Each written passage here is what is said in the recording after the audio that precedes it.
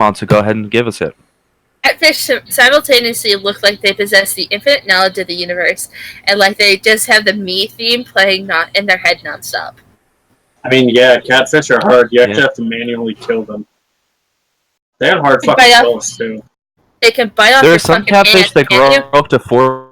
If you want to kill them, you've got to beat its head in with a rock. Yeah! Because basically nothing else will kill them. Yeah, they're fucking terrifying. They're tough bastards. Chernobyl catfish? No, because I don't want to get eaten. Is it like one that was in the documentary TV series thing they did on Chernobyl? Yeah, that thing is fucking huge! I mean, yeah, it's super mutated by radiation. Delicious elephant foot. That thing can kill you with exposure. It's terrifying.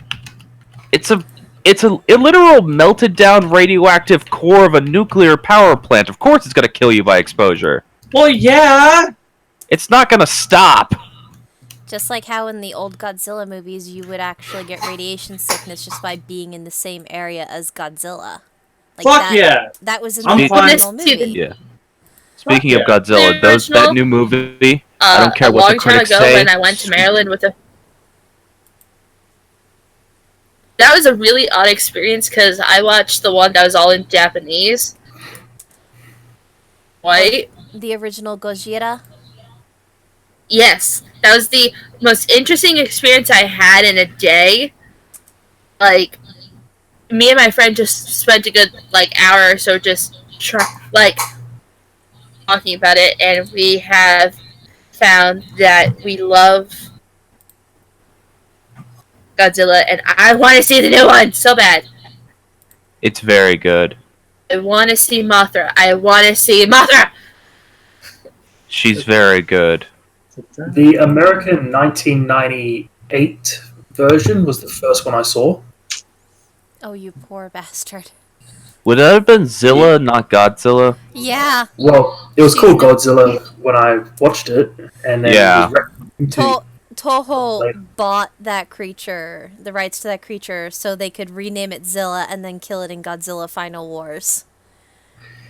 Yes. Yeah, the only problem is, in Australia, Netflix doesn't have any Godzilla movies except Godzilla 1990. That kind of makes sense because that's the only one that's been produced in America. The other ones are kind of old and frankly hard to get a hold of. Well, yeah, it might not have been able to get the rights to produce it. In Australia, there's a stupid, not so much a law, but like a copyright thing, like a copyright deal with Australia and Foxtel, which is our version of cable, where Netflix cannot get movies that Foxtel has. So we have like half of every series. Oh, that's bullshit. We have like the first episode of Back to the Future, and none of the others. Apparently, well, depending on whose opinion you look at, that's the only one you need to watch. Yeah, apparently the second one was meh, and then the third one was just abysmal. Or would have like 3 of the Jason movies, and it'd be like different ones across the 10 movies. It's like Jason's not that great. What are you talking about? It's not the point. It's we have pieces of everything. We don't have a complete series, so you can't. Yeah. There's no completion there. Is everyone ready to start a Kickstarter to send Felzy the good films? Send Felzy 3 crates of Monty Python and the Holy Grail. Got it.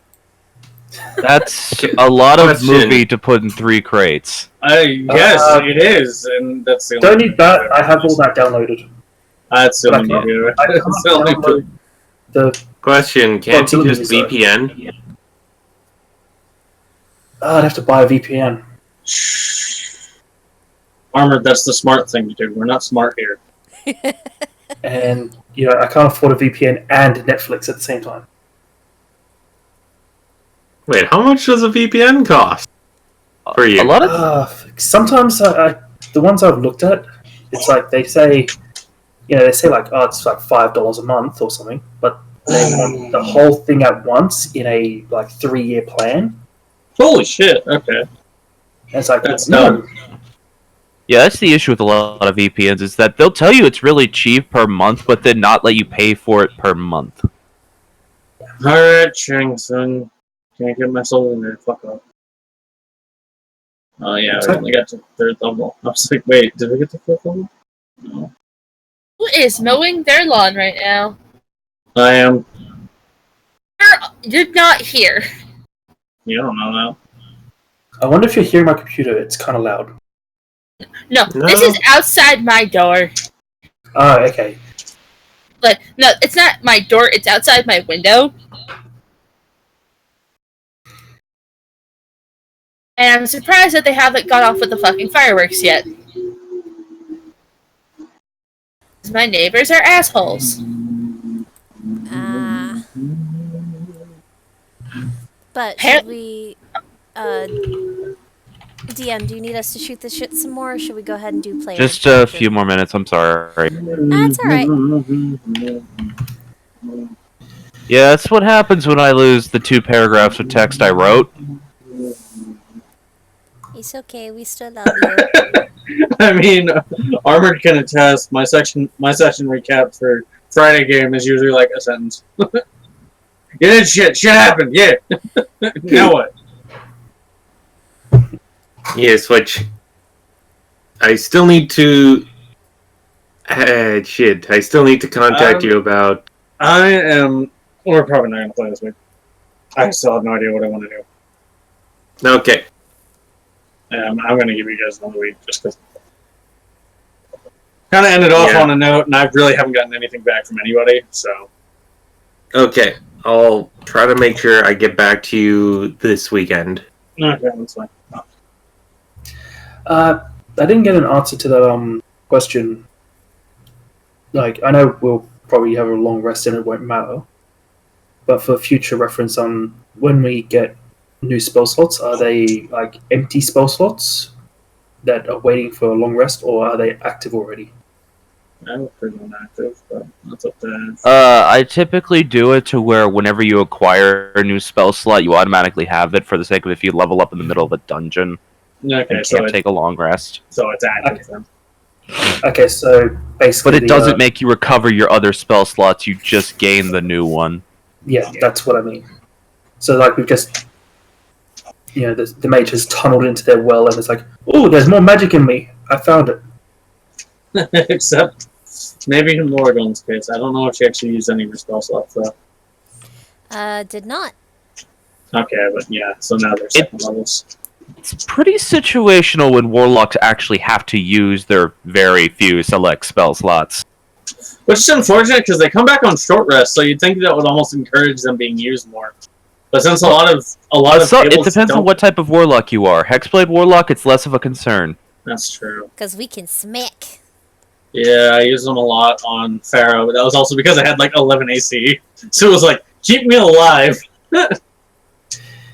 Yeah, and they also have a crossbow just built into their arms. In the form of Eldritch Blast. Now, also, technically, a short rest. Abilities that restore on short rest are supposed to be a kind of a once per combat, but they're. Yeah, I know. But there are many times where where the players will get an opportunity to have a short rest between multiple combats, or just forget to take one, or that, or as in a team of long rest casters, and they want to take a long rest only. Yeah, because they don't really get anything back on for a rest. So we go one room. And sleep for just camp 8 hours. Every single room. I mean, at that point, you're just asking for something to get fucked you over. I think we spent like a week taking on a dungeon. Like, in-game, it was like a week of rests. Because it's like, we walk into a room, there's like 5 bugbears in it. Multiple fireballs. We rest. Oh, boy. Unless they have Leomund's tiny hut, that's when you make the phase spiders eat their brain holes. No. That's what I just do to them what I did to a Shaw. Just make you afraid of sleep. Alright, Cthulhu comes in your brain, now you're afraid of sleep. Have fun sleeping, motherfucker. You're all gonna need to get Mr. Teed. Drink your fucking milk. You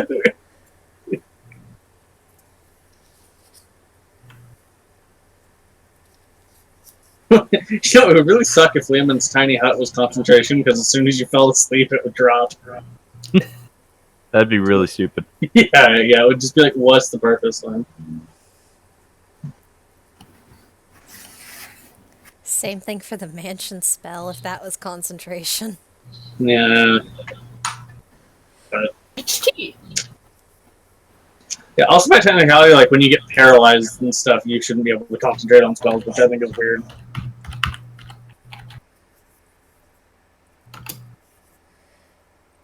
Realize is locking up your entire body. It's not really kind of locking up your mind. Yeah. Because you're still able to focus on, like, okay, I have to at least allot this mental energy. I can see if it's like a spell where you have to, like, physically... Yeah. Something like Witch Bolt. Definitely.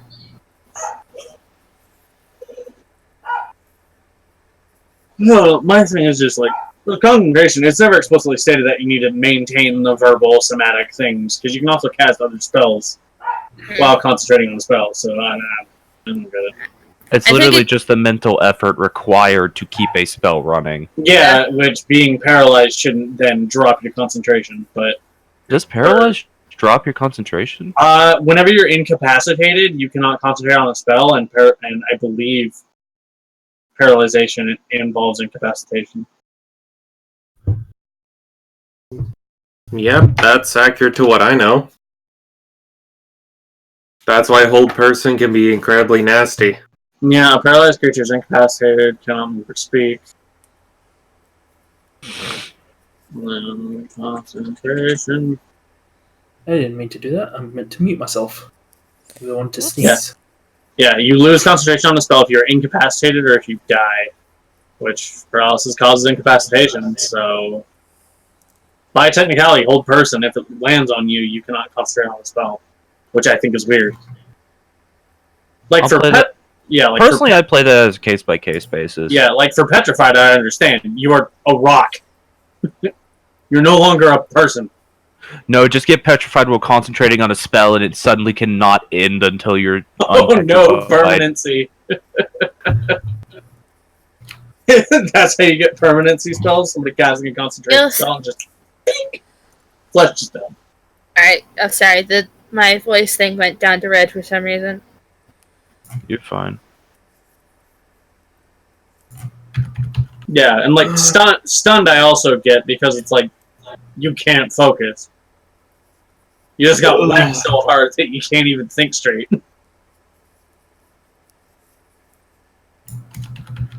Yeah, it's just paralysis is the one that's weird to me. Wait, does that mean that someone could have someone cast invulnerability and then a monk's stunning strike could knock him out of it? No, I was referring to the being petrified. That's mostly a joke, but I mean, technically, invulnerable statue. That's how they make all of the fancy statues in front of mages' towers that never break. But oh god, that's terrifying. Because invulnerable is a self spell. Yeah, So they're just petrifying 17th level wizards. There are some people in this world. See, you can petrify wizards. Can you petrify a bullet? I mean, yes, you can. It's still gonna fucking hurt, though.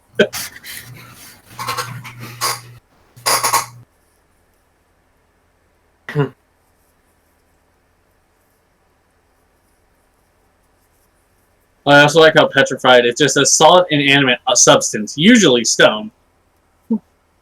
So You can be petrified and turned into glass. No, I want to be petrified and turned into cheese. It can be done. When Brimstone is petrified, he becomes cheese. No. I feel like if Brimstone was to be petrified, he'd probably turn into, like, solid sulfur. Oh, he'd smell awful. Oh, yeah. Nobody wants to cure him because he just smells like shit. No one can get close enough and can concentrate on curing him. It's just greater restoration. I have to touch you for that. Yeah. Your hand will never be the same. It's just once he's clean, it can't cast it on him, and then once he's unpetrified, just wiping it off on him like you smell awful. I mean, he could also just turn to, like, obsidian. Or soapstone, like green soapstone. I like the idea of petrifying people into gold. That'd be like an Yeah. ultimate Minus boost touch character. We both did the same thing. I think you need a different spell for that. Isn't Guys, there we very have- specifically a spell that either turns something into gold or diamonds? You can do it with True Polymorph. Yeah. I just mean as like a villain, like a Medusa villain. Instead of stone, it's gold. I So was it's just just thinking. I was thinking gold Just a number. big from Austin opulent Powers. palace of... Yeah, just a big opulent palace of like gold statues everywhere. Yeah, see, you thought like Medusa. I just thought gold number. My Frankie was the key! I love gold. I love gold! Wait, That movie is I so saved dumb. myself from myself. That movie is so dumb. somewhere, That's a big flake. Yeah. 46 ice cream trucks seized for allegedly dodging millions in fines. Fuck yes. I can honestly see why ice cream trucks would get a lot of fines, because they do just randomly park on the side of the road sometimes. Which is a It's- big no-no in most cities. It's each of the 47 trucks that were confiscated Wednesday owe at least $10,000 in parking or traffic tickets. Hey! I was right. Illegal ice cream. Also, I think it's also because, kids will literally run into the street after a truck, too. Oh yeah. Yeah, you I- play green sleeves. And just play green sleeves I loud mean, in it's your what car. I've done for. Alright. We've never had an ice cream truck up here. It's already cold. You don't need ice cream trucks. Because you live in the land of maple syrup. Just put maple Honestly, syrup in I the wouldn't be glass. surprised if you guys have some weird delivery vehicle that just throws maple syrup at people. Yeah, like, Doesn't even charge for it, just has like a spray nozzle. I mean, it could be like like maple syrup sweets. No, there's just constantly snow, and all It's it does just- is just spray hot maple syrup into the snow so people can eat those Laffy Taffy candies. It's just, Maple taffy. Alright. God. So somebody hijacked that. Oh god. Spray You know boiling what? sugar on people. Yeah, Anyway. there'd be a lot of Delicious Is burns. everyone napalm. ready? I'm ready. Yeah, look. I'm being reminded of the septic truck mission from Saints Row. Oh god. Yeah. Okay. Anyways. On the note of spraying hot molten sugar on people's faces, introduce yourselves. Hello. Andy. I do stuff. Hello. It's me. Okay. Okay. Well- Okay, we're just gonna do it that way? Alright. Yeah, it's... Hello, everybody. I'm Armored Hunter. You can find me here because I don't go anywhere at all. Never. Yes, find him at his home. It's a scavenger hunt. Hi, everybody. I'm Danny Boop. I'm the streamer for all this madness. Yeah. Alright. Me. I am Felzy, Feltrolls, and I am here. Yes. We'll get this more ironed out as we go forwards. I am Mathosha. Just follow the screams. Just follow the screams. You'll probably find me. Or maybe not. I don't know. Yes. Until I'm very tired. How do your words so hard? Words are hard. Words are very hard. Yeah. Anyways, hello everyone. I am Ash, the DM for this group of people. And honestly, there's not a whole lot to say, so I'm just going to get right into the introductions. Last time on the Scattered Realms, Session 7. Our intrepid adventurers, Keta Dreckenfell, the strange and energetic Sublucidus College of Lore Bard, Dravince, I don't know how to say his last name. I honestly don't. How do you say his last name? Spaghetti. Lastivran. Lastivran? Yes. Alright. Dravince Lastivran, the ever-alluring human dancer of some renown. Morgan O'Brien, the vigilant and kind tiefling hexblade warlock.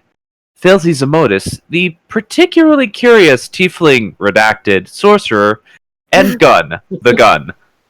Venture forth into the woods as Kita and Lee were stolen away by a mechanoid arachnid in the early morning light. The party were able to give quick chase after and catch up to the beast in hopes of freeing their captured companions. Which would happen, they managed to do so soundly, beating back the mechanical beast and its smaller followers that arrived shortly after. And now left in the graveyard they found themselves in as the party licks their wounds from the combat. While licking their wounds, Morgan summoned forth her blade and ran herself through.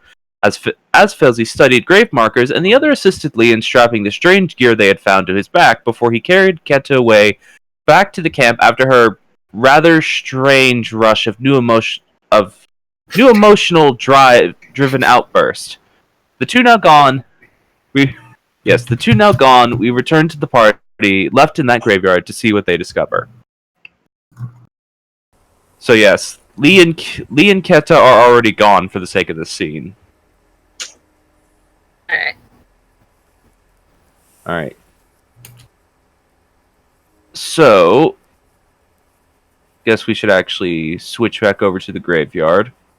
I'll delete Lee and Keta's tokens.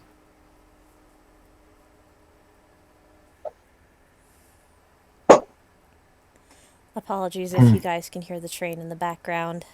It's fine. Alrighty then. So, Morgan, Dravince, Brimstone, and Felzy, you all are still in this graveyard. Yes. I know there was a specific thing people wanted to do, so please remind me of what exactly those are. I have something in mind specifically for one of you, though. You know who you are. Yeah, I think Felzy was examining the grave markers. Yeah, alright. Yeah, So Felzy's Felzy's looking at grave markers. Yeah, trying to write down names and stuff. A little bit of a manifest, see if she can find out more information on what used to live here. Gotcha. That's right. Alright. So that's what you're doing. Dravince and Brimstone, are you doing anything particular? Suffering from the migraine.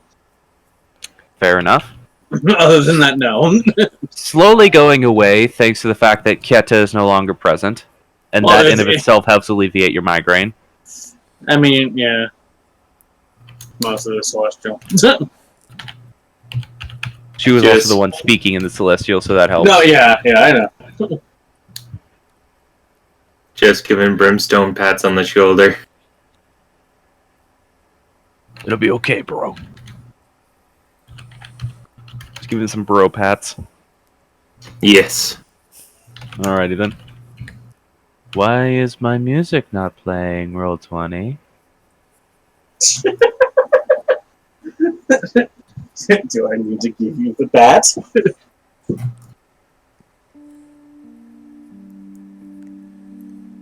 There it is. It's not heavy metal enough.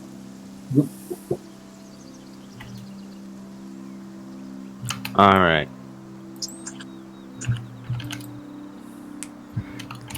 No gay pats allowed. Unless the characters are wanting to engage in gay pats. But this is not gay pat time. Anyways. Alright, so you two are just sort of Da Vinci, I imagine you're basically just keeping an eye on everyone and making sure no one gets accosted by yet another spider. Keeping an eye out for spiders. Question. What's this over here? It looks like it's completely bounded up in webs over there. Ping what it is. That's a tree and an old cart. That's mostly shattered. Okay, so it's doesn't not appear to like be completely webbed up. so it's not like there's webbings that could potentially be encasing anything. Okay. I mean, you don't know. The cart, it appears to be like a large but very old wheelbarrow, and the central part is completely encased in webs. So, not really sure if there's anything in it per se. Fire beans. Yeah. So if you want to investigate that, you can, but we'll get to that in a second. Yeah, I would go and since Morrigan seems to be okay, and Brimstone's just standing there looking angry. Yes. Going to Just looking like Brimstone. yes. Okay, she just ran herself through. going to investigate some of the stuff that completely bounded in webbing. Alright, I'll get to that in just a moment. Firstly, I'm going to go over something. So he said you looked okay, Motagon, but actually you look rather pale right now. Mm-hmm.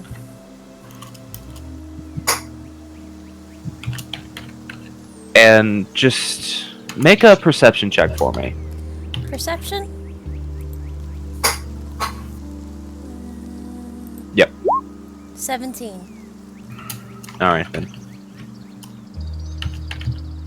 It's very subtle, but after what just happened with your patron,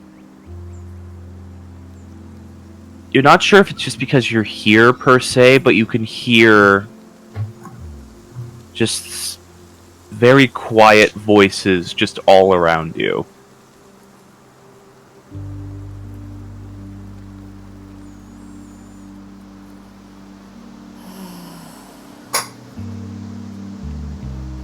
And there's just it's strange. There's so many voices that you almost can't make out any of the actual words being said. It's just sound.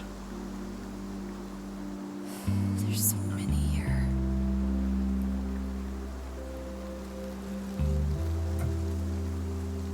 You just feel a hand on your shoulder. Familiar.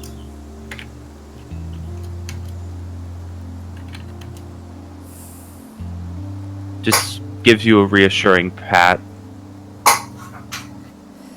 What am I to do?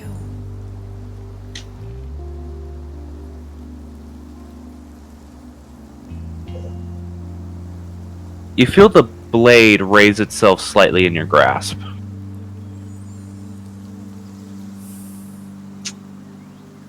Okay. Nothing else is said. You just feel like, unbeknownst to your own grip, it just be raised slightly in your hand. Okay.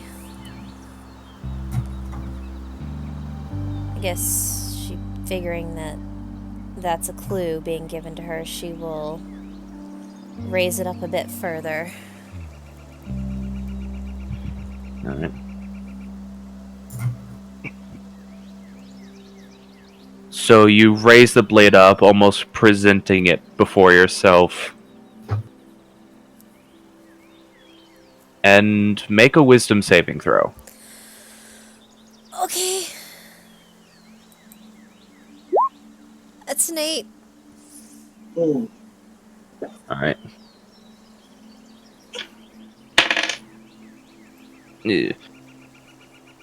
As those voices suddenly raise in volume, just the sheer agony in some of the voices causes you to feel physical pain as you take 5 psychic damage.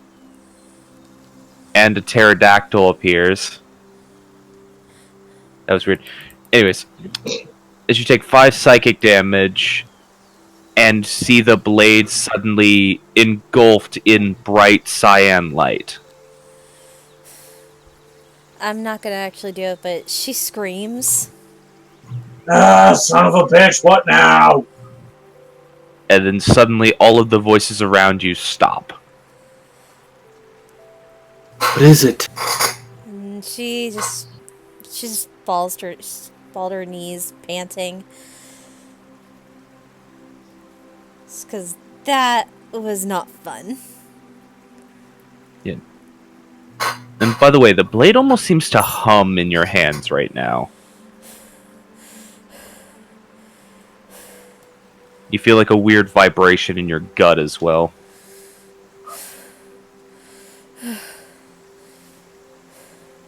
What happened?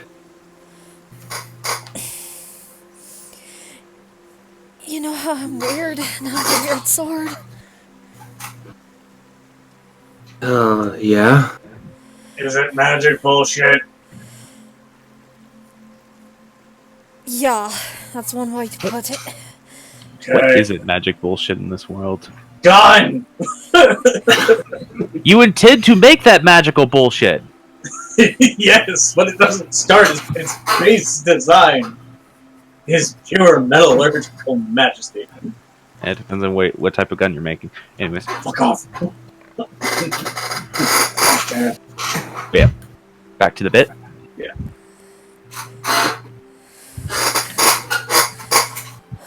I'll be fine. It's just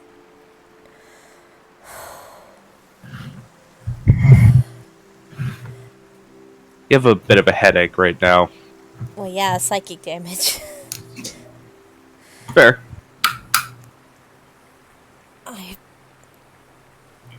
What I think I just had to do was lay the souls of the dead that were here to rest.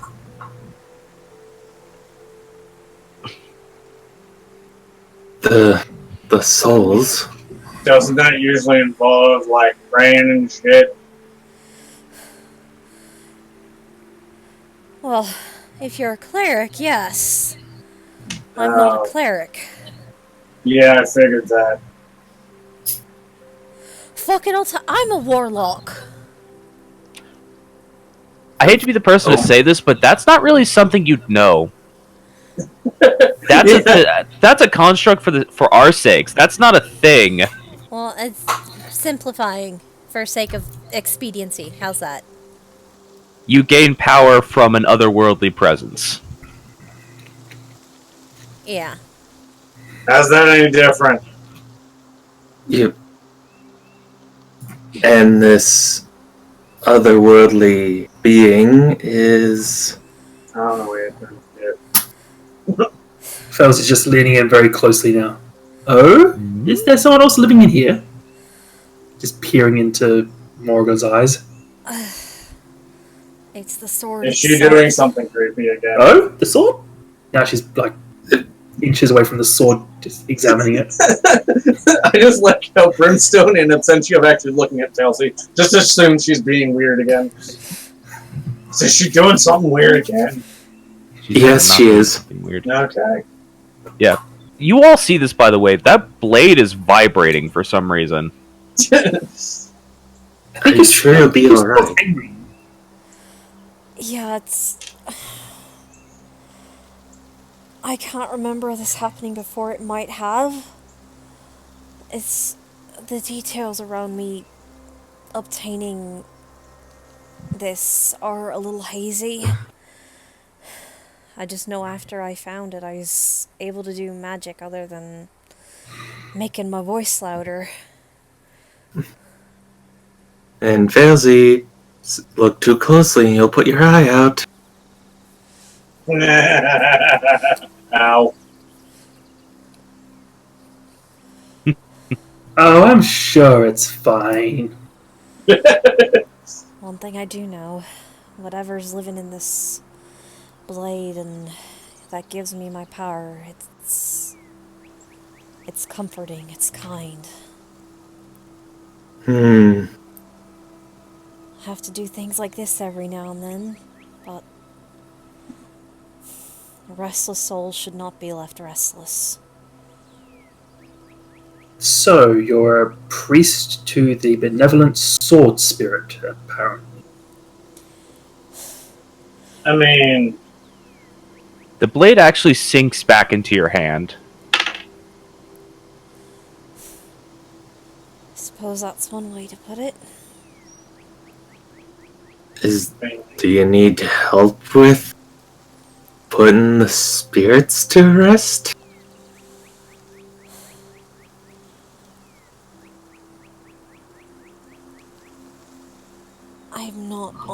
I'm honestly not sure. I wonder if Fauzi's read any books on exorcisms. You want to roll a history check and see? Let's see, has Fauzi read anything about that? History, there it is. Apparently so. Alright, with a roll of 23. Not exactly a big thing where you came from. Like, specifically where you come from, there isn't a whole lot of, like, spiritual presence that is unwelcome. yeah, everybody knows that snakes just eat ghosts. Yeah. So, there's not really a whole lot of unwelcome spiritual presence where you come from, so exorcisms really aren't a thing that would need to be done. But you have just read books in passing about people having to deal with malevolent spirits. And there's a multitude of ways that are foretold of how people do it. Like, some use holy water and prayer, others use enchanted weapons to literally stab ghosts back into the afterlife. This situation with Motogun definitely seems like the latter, but she didn't stab anything. Except for herself. She didn't stab anything else. But you can assume there's something about this sword that is, by the way, now gone as it seemingly just melted into her hand. If Fauzi just being nosy and like turning Morgoth's hand over to see where it went. If she allows. She would. Alright. Yep, just keep in mind if you do anything with the other players, they have to allow it. So yeah. Well, that's she actually does have a very small marking on her hand now. So does the blade actually hurt in there, or is it like liquid metal now? Does it hurt? I mean, like I mentioned before, it's not exactly painful, but you do have that weird vibrating sensation in your gut. It's not... on your hand. Otherwise, you just have what kind of looks like a lotus flower on your hand now. It doesn't hurt per se. It's just... You ever have your stomach feel just shaky but not bad? All the time. Kind of feels like that.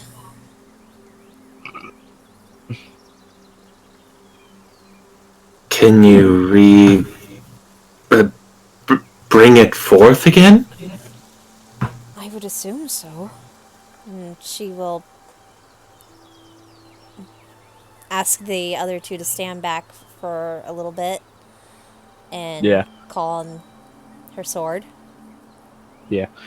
Specifically, what happens is you see, if I imagine Felzy would be paying particularly close attention to this since she knows that mark, but the actual, what seem to be the petals of that lotus flower-like symbol spike up as crystals out of Morrigan's hand, and then the sword rises out of those crystal spikes.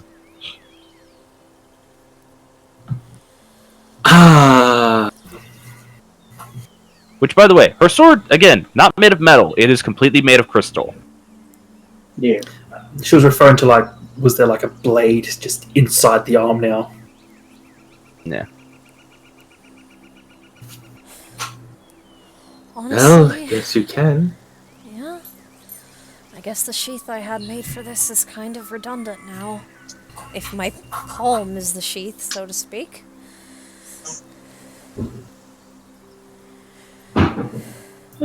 Just Being a hope you friend don't knows- make a habit of making yourself a sheath for things. Okay, that came out horribly wrong. That's alright, I think I needed the laugh after that. Yeah, who wants to be celibate? She's I got mean, the right I idea. agree with you. Everyone looks at Brimstone.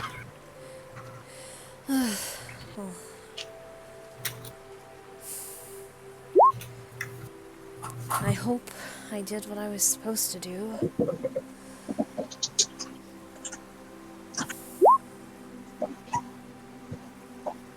You do feel that hand on your shoulder once more, Okay. but it's a lot fainter this time.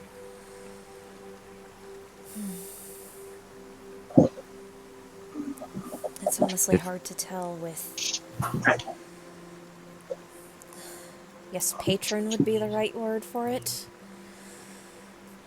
Ye- It's hard to tell with my patron if I've done the right thing sometimes.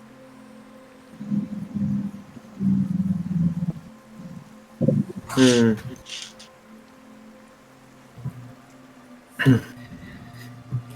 Well, if they don't want to speak common and tell you what they want, then do what you want.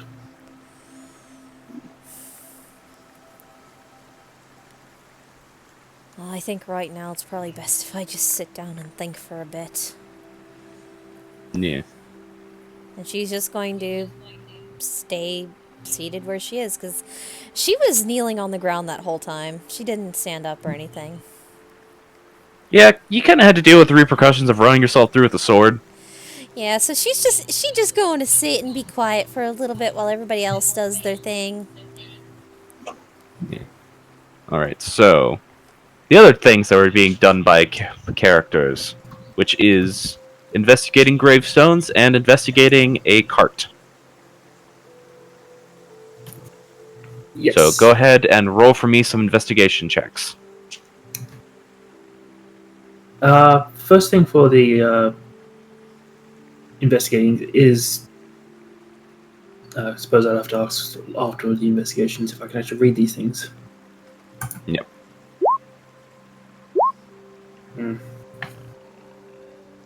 Alrighty then. So, Failsy, you're looking at the gravestones, and it seems like a lot of them are covered in scratch marks. Like, purposely, they have been defaced. And this is after you have to, like, scrape away the web that is covering them. Ah, bother. You do manage to find one that is, while it still has been defaced, it is still somewhat legible. You can't read, like, the whole eulogy or, like, the date on the gravestone, but you do get a name. Okay, well, that's something. What is Caldwin it? Branston.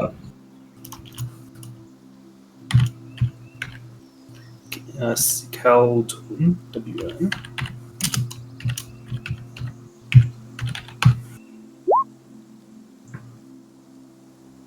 Well, my brain missed the W that's supposed to be after the D in Caldwin. Caldwin. But, yeah. Caldwin. Caldwin And this Branston. is in common? It's a name, so Okay. So the language is relevant. yeah.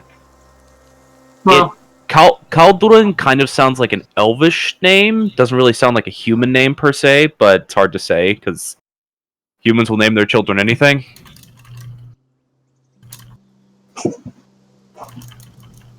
Names in this world are really so varied, it's kind of hard to tell what race they come from just by the name.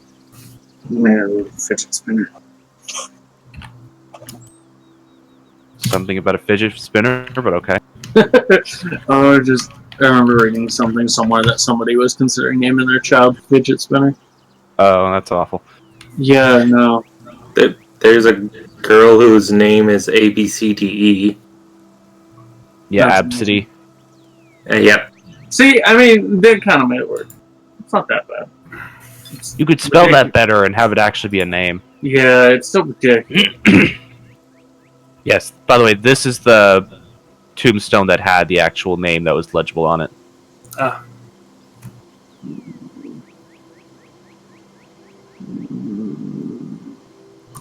Yep. You're not really sure why they've been defaced, but suddenly, as the mention of graves being defaced, the reason, or that suddenly sounds like a reason for why there were so many restless spirits here.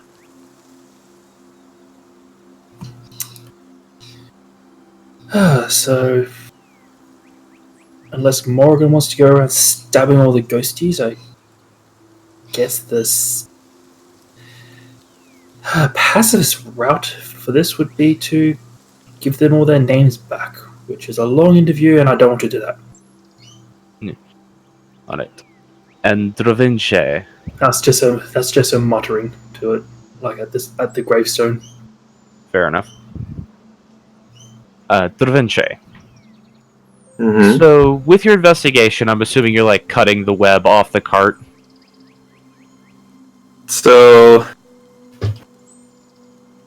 he would be doing stuff like, as his blade approaches the webs, the webbing would flutter a bit. Mhm. Some of the webs that he cuts off end up fluttering to the side instead of just flopping down. Alright. But yes, he is bringing his sword to the webs in order to try to cut them back here and there. Gotcha.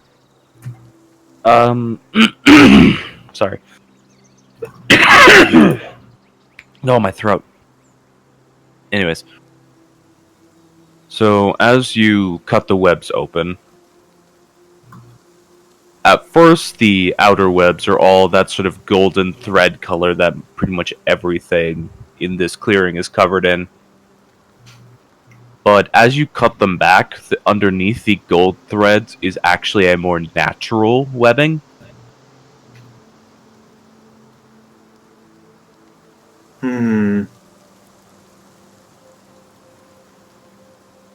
It almost seems as though they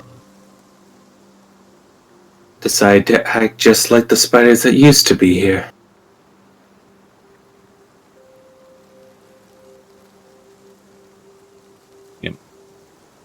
Eventually you do manage to cut away all of the webbing. Something weird happened to my voice. Anyways. You do manage to cut back all of the webbing, and then, as it is revealed... I have to mute another server because someone is consistently messaging me.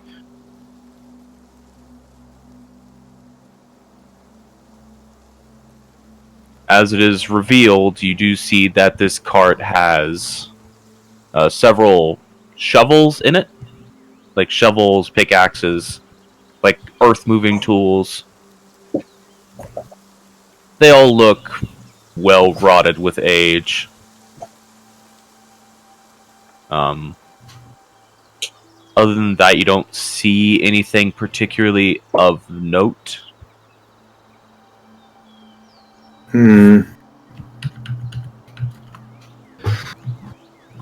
Just seems to be a very strange, like, perhaps someone was going to dig a grave, and then they got attacked. That's the best thing you can really ascertain from the situation there.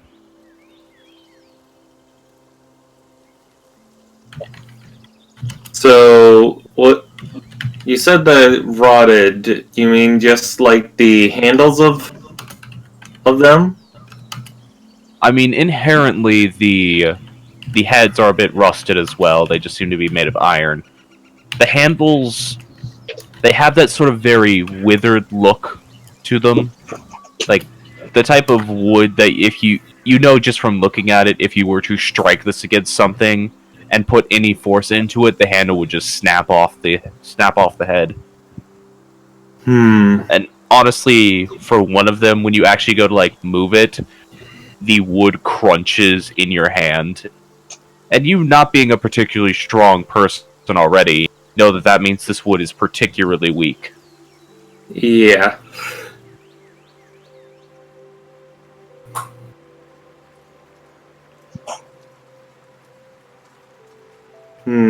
Nothing here.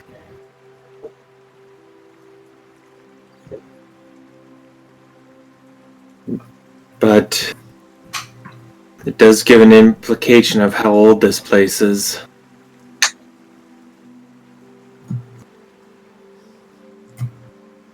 Yeah. Hey, Failsy, Yep. you know a bit about how things end up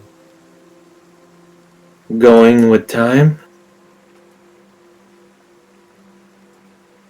How long would you estimate it would take for a well-made wooden shaft to end up deteriorating to nothing?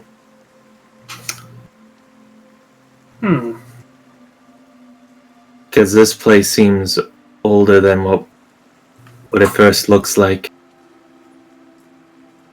Let's see if Fauzi actually knows anything about rotting wood. Just make an intelligence check.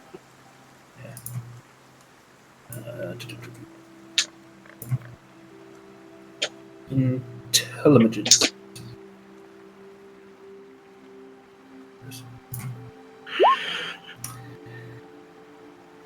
Wood does. I don't know if that gets it or not. By the way, don't forget to call out your rolls. Yeah, that's for 10. So yeah, with a 10, I mean, the conditions in here are considerably different than what you're used to. Yeah, like in a desert, wood doesn't tend to rot. Well, it still withers, but It withers, but not, this is, I'm Yeah. guessing this is like murky, wet. well, I was getting to that. Yeah. So, in the desert, wood doesn't really rot very easily. It takes a very long time for it to deteriorate and turn into like the very brittle type of porous wood that happens sometimes when things get waterlogged. You do note in this dome of web, the air is actually very dry. You're not sure how long it's been that way, though. And there is some essence on these tools, because I assume you go look at them when he points them out. Yeah. There is some essence with these tools that they aren't necessarily waterlogged, but this is a direct factor of aging. That could take, depending on conditions, though, anywhere from 2 years to 100 years. Maybe even longer, depending on how well the wood was treated initially. Ballpark estimates, this could be from 2 to 100 years. It's hard to tell. Question: would Da Vinci know how long the Kingfisher's been on the island?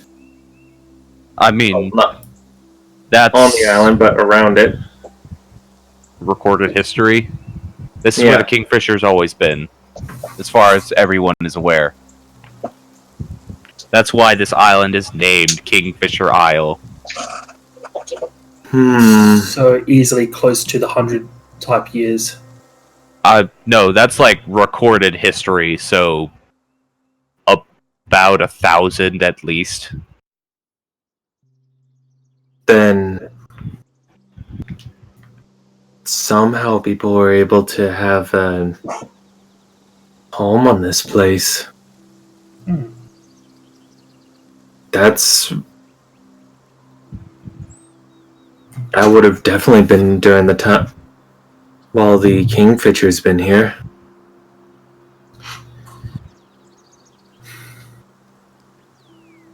What happened here? Well, the wood could have been preserved in this area. It's rather dry here, so we might have a small case of mummification. Okay. It You could be would much actually older. notice that the wood almost seems more desiccated than rotted.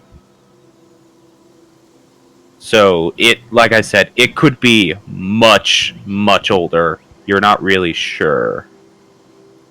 10% sure this could predate the Kingfisher. Yep. Not too sure though.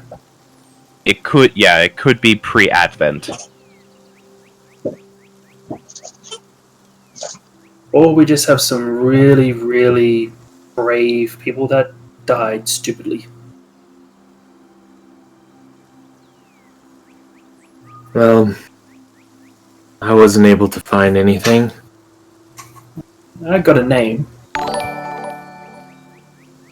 All the other gravestones are someone's taken a sledgehammer to them.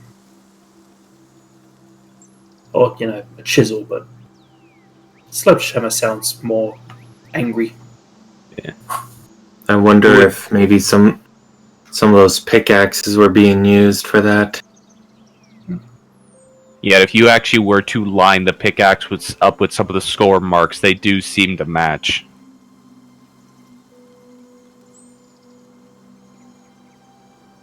Why would someone take pickaxes to graves?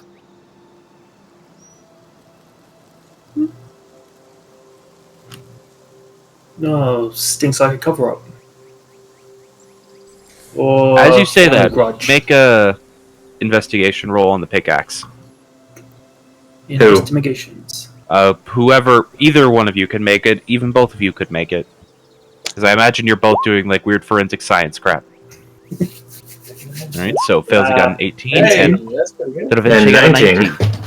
So yeah, you both, as Failsy says, could have been a cover-up. You both sort of look down at the pickaxe and notice that even through the rust, there is actually a maker's mark on it. A little bit withered, a little bit hard to tell exactly what it is. But But we it probably al- also have multiple examples of it to cross-reference. So yeah, that's why you're really getting this idea. It almost looks like a fish.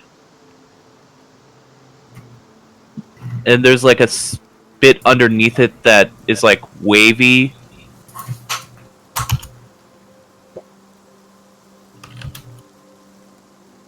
Hmm. And if neither of you make the actual connection there, you can roll a religion check to try to see if I will tell you. So what was the description of the thing again? It's like waves and a fish above it. So probably a symbol referencing to the kingfisher? Yeah. That's one potential thing you can gather, but you can go ahead and make a religion check to see if you can be inclined into something else. Religion. That's a nat one. Yep, probably the kingfisher. Doesn't look anything like you've seen the kingfisher described, but probably the kingfisher.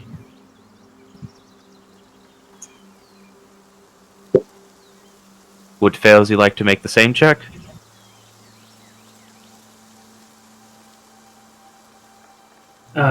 Yes. Let's see Alright. if Felsy's been paying attention to religion. See if she read her books. Although that does bring the question of how much would she be in a church? Yeah. Well, she's read books on them, but I don't think she's very religious. Not very religious, but you really like books. 19. With a 19 for a religion check, you hear Da Vinci being like, I guess it's the kingfisher, it has to be the kingfisher. And you look at it and you're just like, that's the holy symbol of Aquila.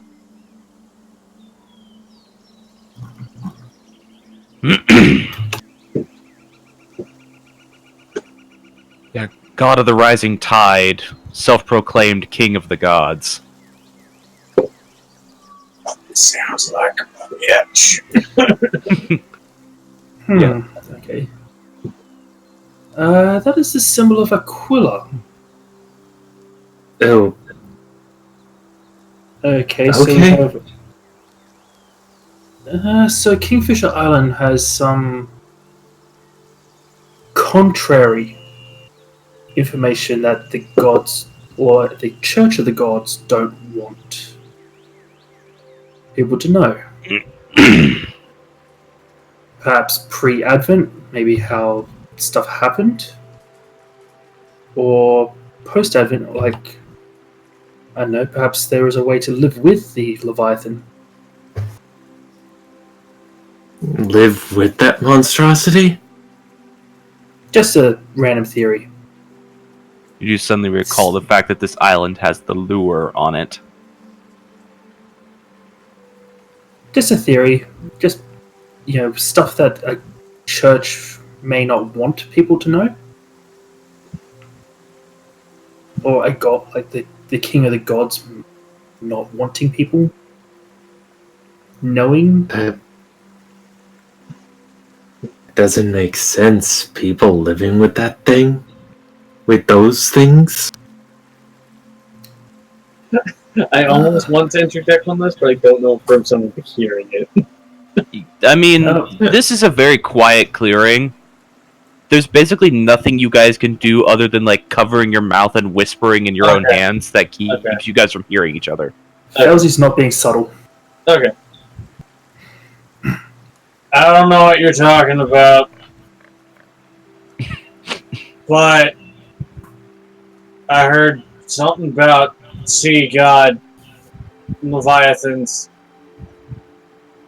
You think they might be covering up that he made them? The what? Basically, Brimstone was just like, maybe the sea god is who made the Leviathans.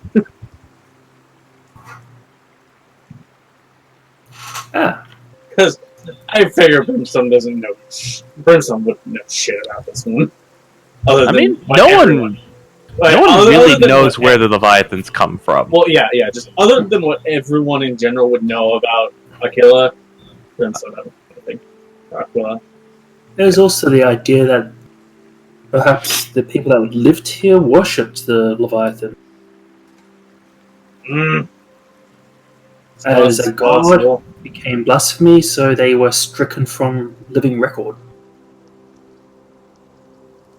Yeah. That All of them? If there was a community here that went, oh, praise the Kingfisher, maybe, I don't know, you get a lot of fish from the Kingfisher, I don't know. Whatever people will worship. And the whole town was put to the sword for blasphemy. that doesn't make sense to me. Religion is stupid. Yeah. It can't This be. is actually be sorry. This would actually be common knowledge. Aquila personally hates the Leviathans because they're one of the only things that takes away his uninterrupted dominance of the ocean. No, never mind. I don't know a whole lot about gods, so Yeah. fuck. Like, that's not super common knowledge, but there are some smart enough people here. Despite low intelligence rolls, there are some smart enough people here that would be some knowledge able to be shared about.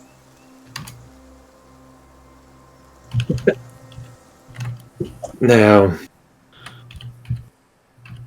mainly, I'm not exactly too sure. You think I spend a lot of time in a church? They hurt. Only one type of churches hurts you.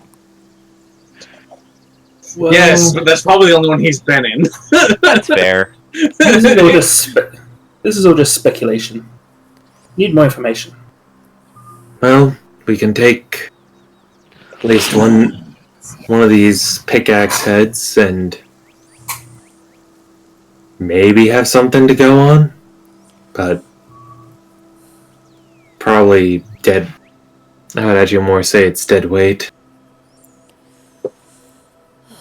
Who knows? Maybe that drow man, Flair, might know something. Maybe. Good chance. Flare at camp, just eating a plate of eggs slowly. Are they not catching fire? It's like a plate of raw eggs, and as he's going to eat it, they fair cook. enough. Yeah, that's how you fucking do it. The man just eats his food raw 'cause it'll cook by the time it gets to his mouth. Man, I wish I had that ability. Make eating food a lot easier. Just picturing him in his home, and he's just got a big pitcher full of eggs and just drinks it. This is the one thing. Run I it through a can do. blender, it becomes scrambled eggs as it travels to his mouth.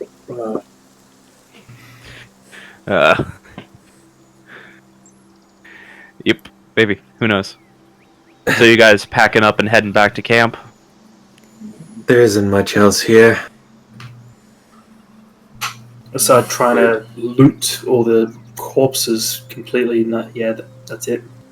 If you guys were actually all working together, you could probably drag one of the smaller ones. Just each of you take a leg. Do we want one of these things? I was picking like the most intact one of the group. Oh, might as well. We could probably salvage some useful things from it, even if it's just stuff we can sell back on the mainland. Maybe. I want to see if I can attach that soul cog to one of these smaller ones. I don't know if that's the best idea. That core is gone right now anyways. Lee has it. Yeah. Yeah. That's why I'm thinking like drag one of the intact ones, or maybe a tiny spider. Just attach the core to it. I will say, that gear is bigger than the smaller one's bodies. Yeah, it doesn't fit.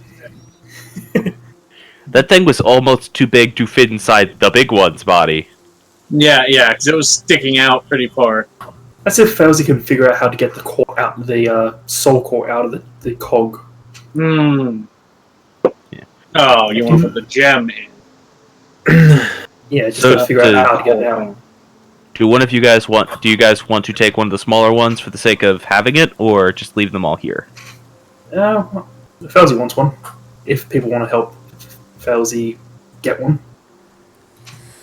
I don't mind helping you drag it. What about you two?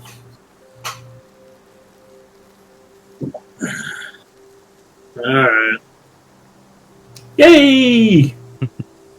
Yeah. So I'm gonna say I don't know which one it would be, but I'm gonna say the most intact one is actually the one right here at the gate, Yeah. just for the sake of simplicity. Whichever one I didn't shoot like 3 fucking times.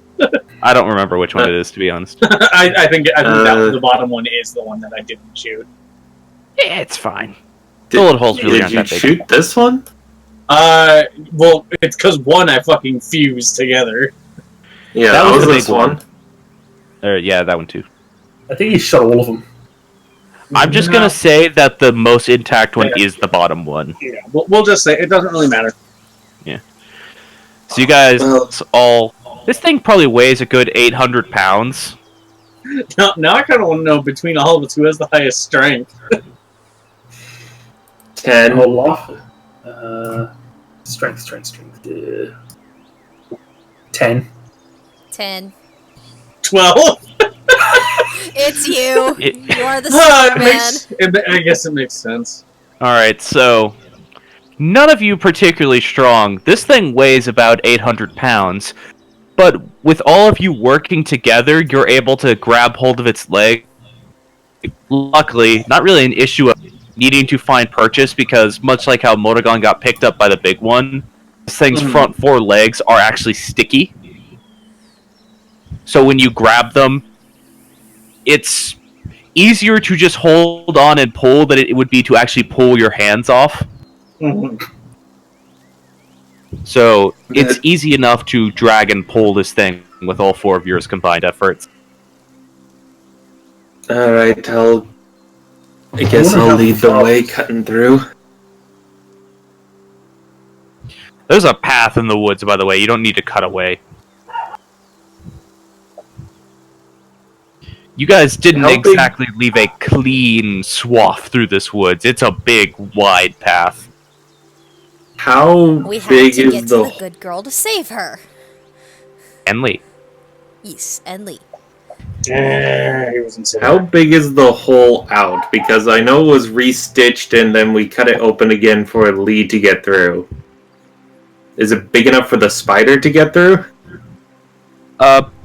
Lee's a pretty beefy boy, and he had that giant gear on his back, so he pretty much just, like SpongeBob leaving the kitchen, he just sort of walked forwards and it exploded.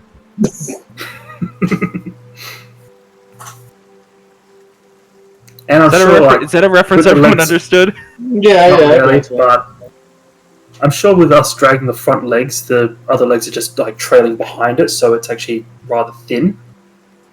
Yeah. Like, and the web that had gotten reclosed was actually only like a single layer thick, so it's not really hard to get through it.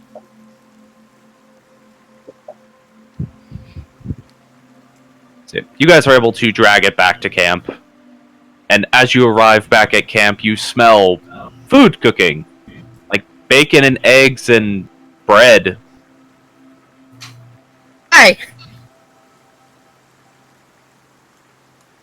You just see What? Flair off to one side, holding a plate of eggs that are raw but are cooking in his hands. He's not actually eating them. Cassandra is eating them. He's just holding them and cooking them. Ash.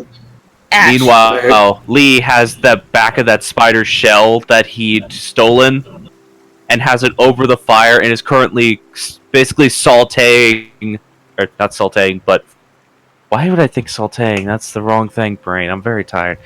Stir frying. He's like flipping like 4 pancakes at a big wok-esque pan. Where did you get all this food?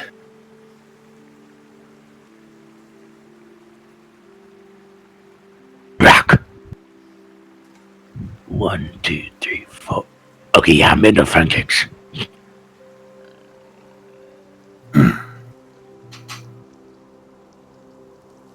Was there bacon in the emergency rations? Nope. There were beads of nutrition in the emergency rations. Huh. Eyeing Lee suspiciously. Bacon pancakes. Did Keta get to do her prayers yet?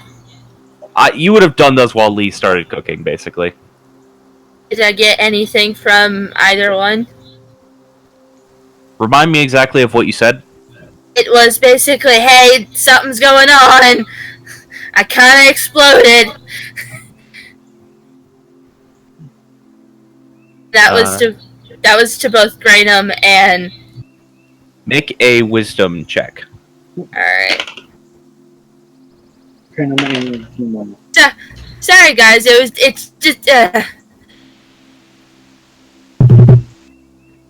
Oh, good wisdom. Oh, yeah. Yeah. And luckily, I didn't roll very good for the other thing. Alright, now I have to count. So, let's get these fingies out. As you receive a message from your mother.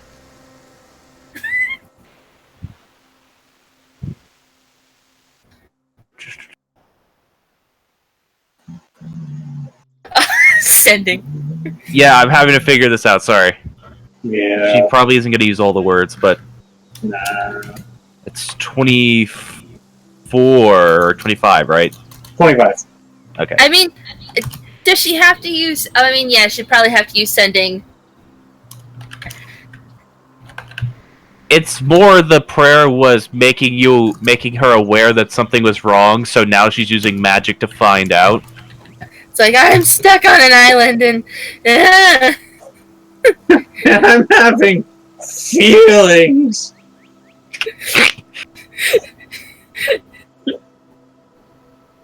All right.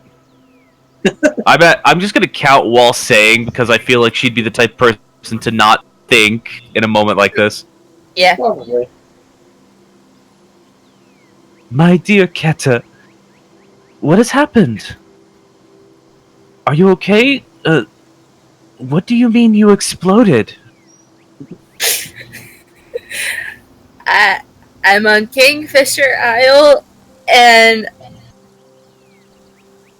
then became smoke. Is that all you send back? Also, I might have a boyfriend? Question mark. Uh-oh. Not saying it in a questioning way. Literally using two of your words to say question mark. Gotcha. Yep. Yeah. And just as we get back, just brimstone. Fuck! What did you We'll tell get her? to that. We'll get to that. I know. All right. You receive another sending spell. What? Oh, a boyfriend. That's good. You turned into smoke? I'll look into that, honey. But you're alright.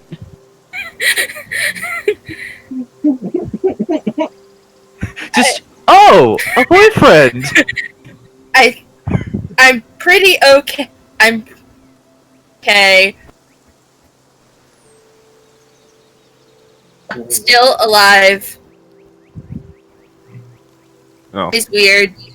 And don't yell. You say Brimstone is still alive? Because you cut I'm out still through alive. part of that message. Oh, sorry. No, she said basically, yeah, I'm still alive. Smoke is weird. Don't yell at Brimstone.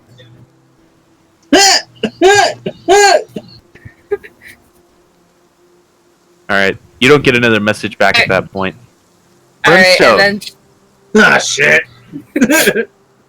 You just suddenly hear and just get the terrifying chill run down your spine of feeling the presence No, of this yeah. woman. yeah, just a half second of just, ah, shit.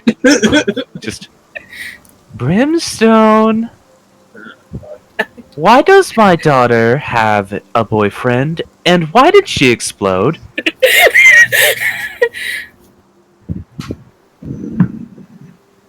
I'm happy for her, but I want to know. Because she's a free woman. As far as the exploding part, I have no fucking idea. All right, you don't receive another message. Yeah. That seemed to be satisfactory. Yeah, I presume like after she sent it, she's like, "Wait, he doesn't know anything. Why would he know?" Yeah, it's more or less. She heard, "Don't yell at Brimstone." It's just like, I'm gonna yell at Brimstone. What did you tell her? Well, when you say "don't yell at Brimstone," that immediately makes her assume Brimstone did something. Yeah. All right. after But- I think Keta's eating her pancakes outside. Yeah, bacon pancakes, a little salty. I think I. Though honestly, probably a welcome pace considering, aside from beads of nutrition, the only thing you've been eating while on this island has been candy. We had crab. Well, And oyster. both of those things are still inherently sweet and salty. Why did you guys bring back a spider? Because someone wanted it. What did you tell your mother? Yell at you! To be fair, she didn't yell at you in your head. Keta doesn't know that. I was just saying that for Brimstone's sake. No, yeah, It was not yelling. No. You see, when you tell her not to do something and it involves me, she's gonna fucking do it. I mean, she didn't yell at me, but Sorry? God! Is your arm still, like, burnt?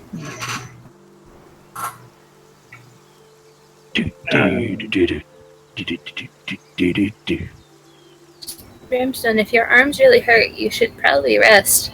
And maybe take that thing off your arm.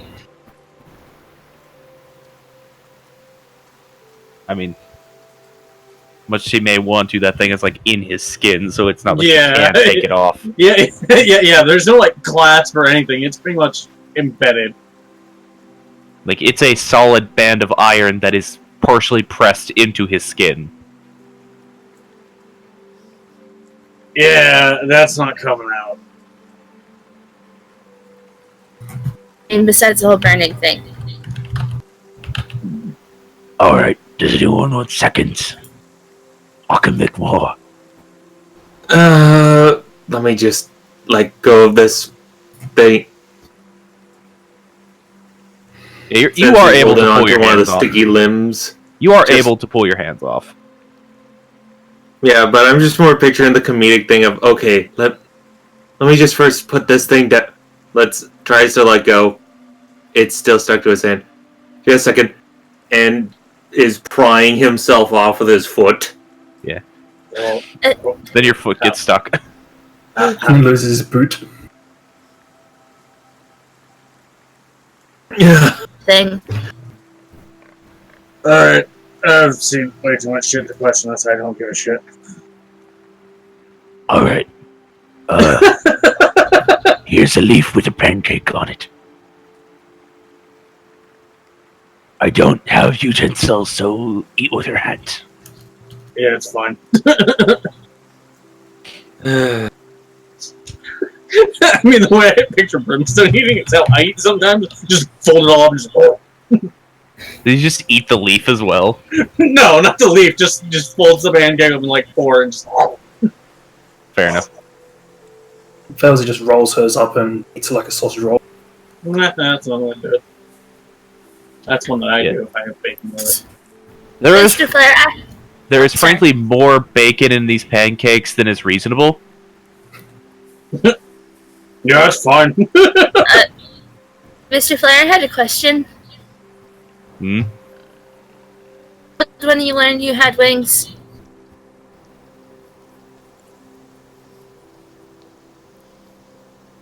He has a contemplative look on his face. I exploded earlier. Like, actually exploded.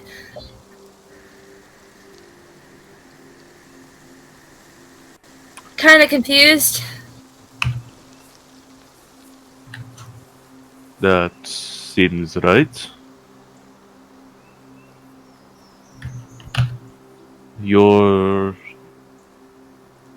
He actually sort of like looks at everyone and realizing he was Hey. about to explain something and No. doesn't know The if only he one should. the only one that technically doesn't know is actually Cassandra at this point. Oh, no, I know. Yeah, I figured that was gonna happen. Alright, I guess everybody's on the loop. Okay. Flair doesn't hide anything from me. Yeah. If he does, I wring his neck. You were gonna explain something? Yes. It is... It is strange. Flair's accent's weird. I don't quite know what his accent is actually supposed to be. Kind of sounds like Romanian, almost. Yeah. It is strange.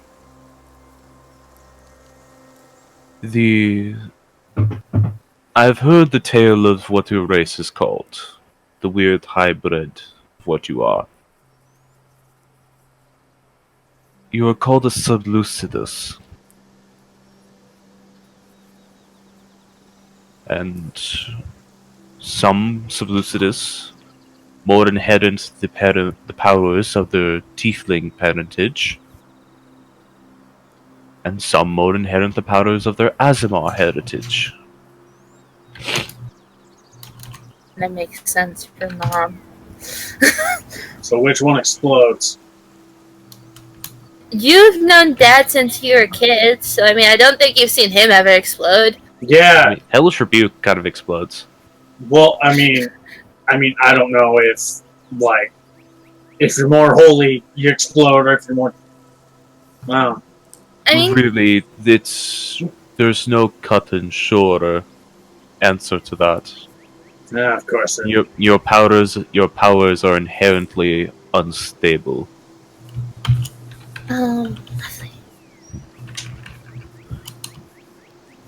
from what I know of my mom, it'd make more sense that I'm a bit more like her because her parentage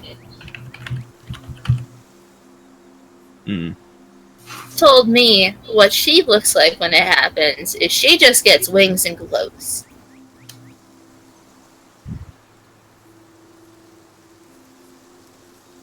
Mm.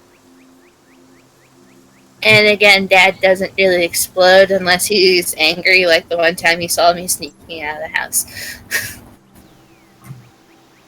Parents are like that.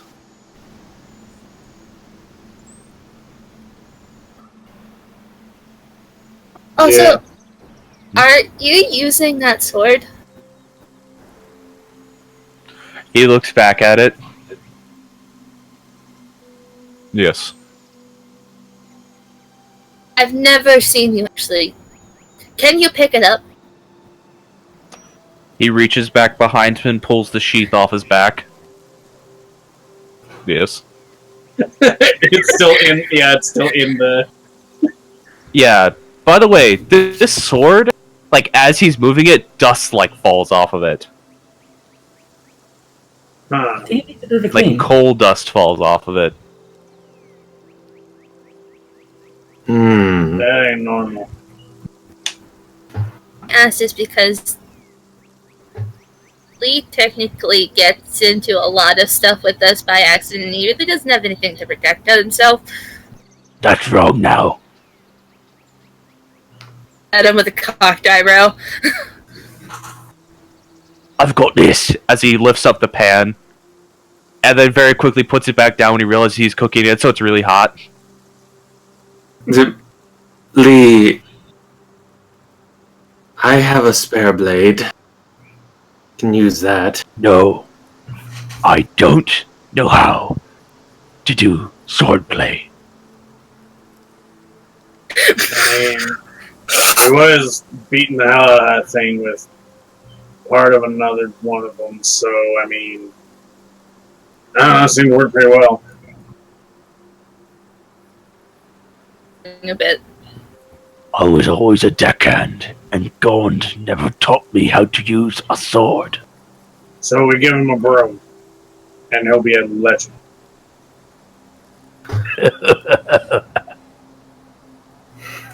Oh god, it's actually really difficult to laugh as Lee. No. No, I was the one fucking clean. Alright, it's just I worry about you a lot, and you know, I have a sword, but I'm piss poor at using it. He just pats you on the head. You're fine. Kind of just moves her head just slightly, because pat on the head.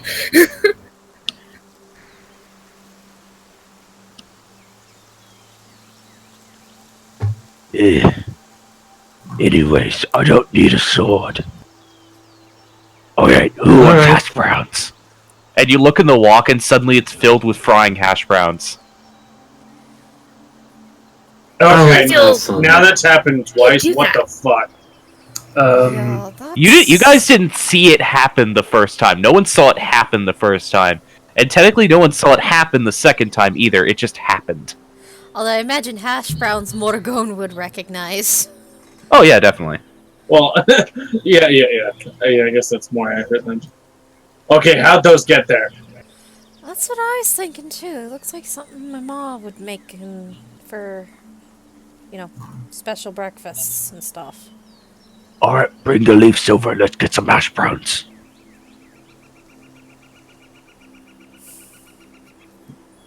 Okay, second question. Do you know how you do it? How would you what? That. He just sort of looks around. Brimstone's gonna roll an insight check to see if Lee is fucking with him. Alright, roll that. Or I want to. No. Detective too. Yeah. Brimstone's just like, I don't fucking care. Fozy wants to roll Arcana against the hash browns himself. Hash browns of +1 Constitution.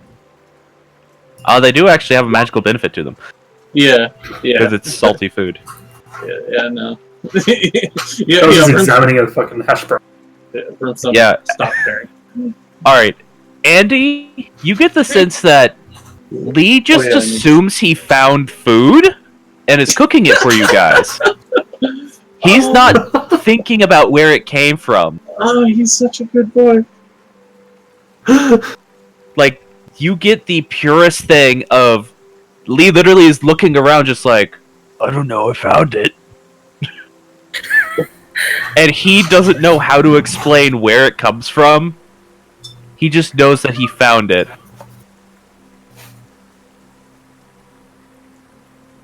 And with your Arcana roll, there is something definitely magical about this food. Especially because as you're eating it, you almost feel like your body get reinvigorated, as when you eat a salty meal prepared by someone of Lee's class, you gain a +1 to all ability checks for the next 8 hours. +1 to sleeping checks. Nice. Yeah, so everyone note that down. You have +1 to your ability check. Yep. So in the words of Brimstone, Lee's got some magical bullshit that we don't understand yet. I don't have oranges though, so I can't make orange juice. I'm sorry. Still kind of holding Lee's face and looking at like, you're magic?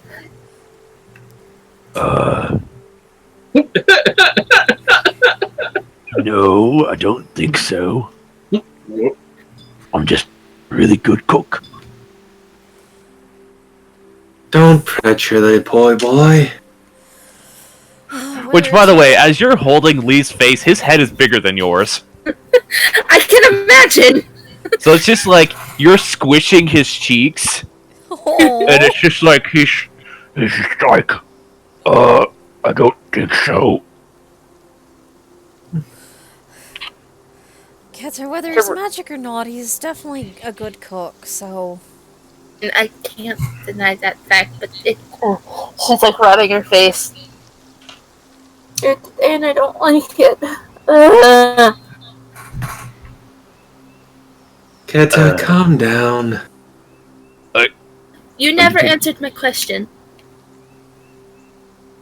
wait, who is it being talked to? Who is asked the question? Yes. The question earlier, and he never answered it. What was the question? Remind me. Where did he get the thing on his arm? Oh. That's being asked of Brimstone, yes? Yeah, I didn't catch that question either. But, yeah. Where did you get the thing on your arm? Lost in the din of everything. Yeah, it did. Well, let's say it's a gift from my father. That It's not a deception, but that's a really bad roll. You want to make a persuasion check, I guess? I mean, I'll try. She rolled a natural. Yeah. Wow. No, yeah. No. So, No. Keta. Yeah, I mean, with the emphasis on gift, I think it's pretty obvious. Yeah, just like Geta. You had a momentary brain fart, but you still can read through this man. It's not that hard. Yeah. So he says gift. Clearly, it's not a gift. it probably came from his dad. But that would imply his dad put an unbreakable iron band that burns with hellfire on his son's arm. You're not sure what to make of that. Arm on fire. Keta's like, that's awful. Yeah, you'll find that's a recurring theme. Well, I'm glad my mentor never gave gifts like that. Morgan's just quiet at the mention of fathers doing stuff like that.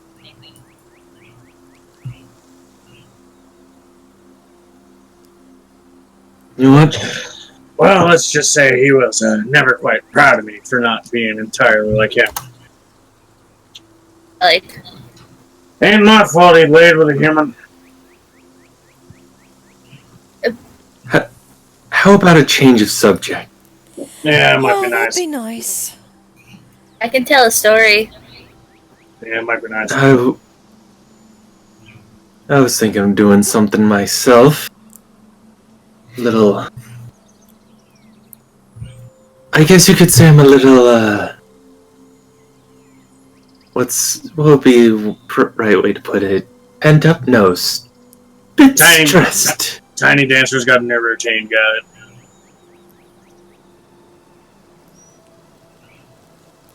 What, am I wrong? Not a new one, just...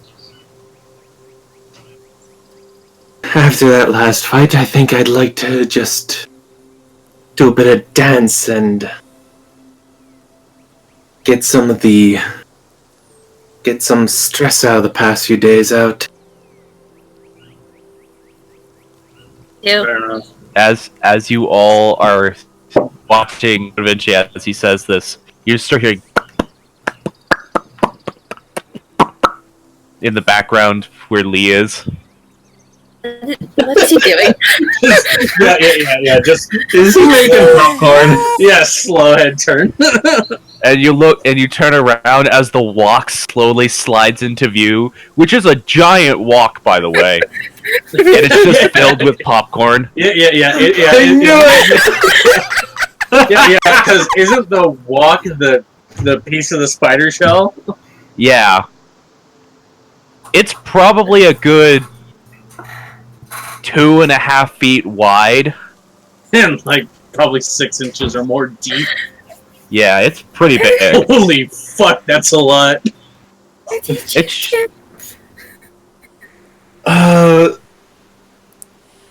Could you at least save some of that for me? You know, I'm not even gonna question it. That's fucking amazing. Wait. Okay, Keta, we'll get out some of our maple candies. Corn. You should have told me that while I was cooking it. Well, I mean, it's still hot. Yeah. he just takes your maple candies and proceeds to use the clamshell to melt them down. And makes a drizzle of maple syrup, basically. Yes! That's a sound. Methinks the And resident now we Canadian observe- approves. And now we observe the Canadian in his natural environment. How would you make it, sir? Makes goose sounds while eating maple syrup. Just chugging. I mean, is he eating it or is it just an IV tap straight into his fucking veins? No, it's coming. He bleeds it. Yeah, why Alright. an IV tap straight into his veins? He's got to replenish the supply. Alright, Anyway. so anyways. There is now maple-covered popcorn while Da Vinci is able to do his thing. There's plenty, and there will be some left over. I want some now. Kettle Sucks corn to made suck, with doesn't maple it? syrup. That actually sounds really good. Ingenious when it comes to sweets. I was about to say, That you does were sound Keta. good. I was about to I'm say, you were hungry. Keta, but then I realized, yes.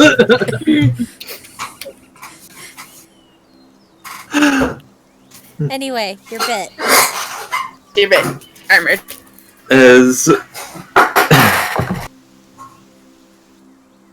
Vinci will move kind of off to the side and draw out his swords. I think I need a bit more room for this one. And he's going to start cutting back some of the vegetation to clear out some room. Okay. And he starts to do a dance.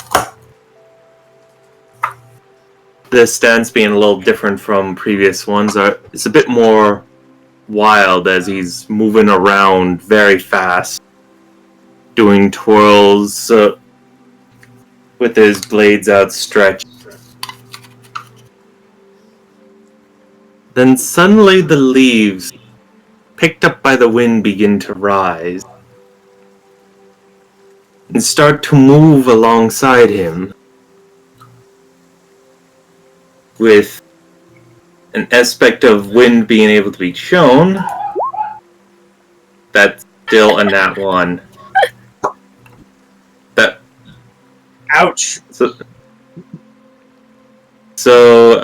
doing You the get a math. bit of a false start for your performance, but you could try again.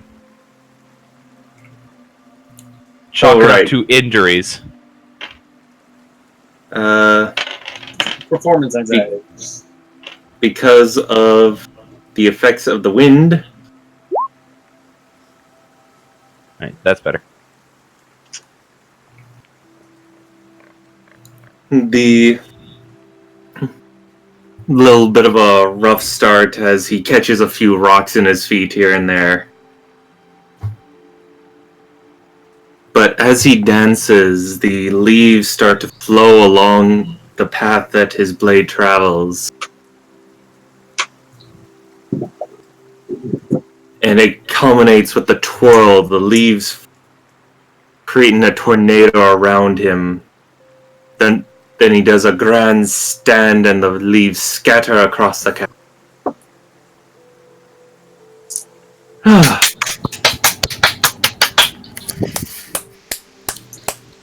I needed that.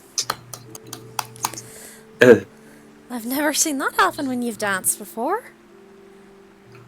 So is he magic too? No. Not as far as I know. I just know he's able to dance, and him being able to fight with swords is new to me. I'm sending you jealous. No, I mean, I can do magic. I'm just really bad at it. That's a new one to me. I've done that routine before, especially while I was learning. Never had stuff flow along with it like that.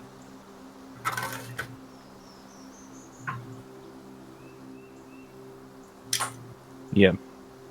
You've seen stuff like that happen before with some of the other people you've met, but you've never yourself had it happen. Mm-hmm. And it is a bit strange. My story kind of seems stupid now. Oh, go ahead Over. and tell it. Everyone have popcorn. Yeah, okay. Keto kind of takes some.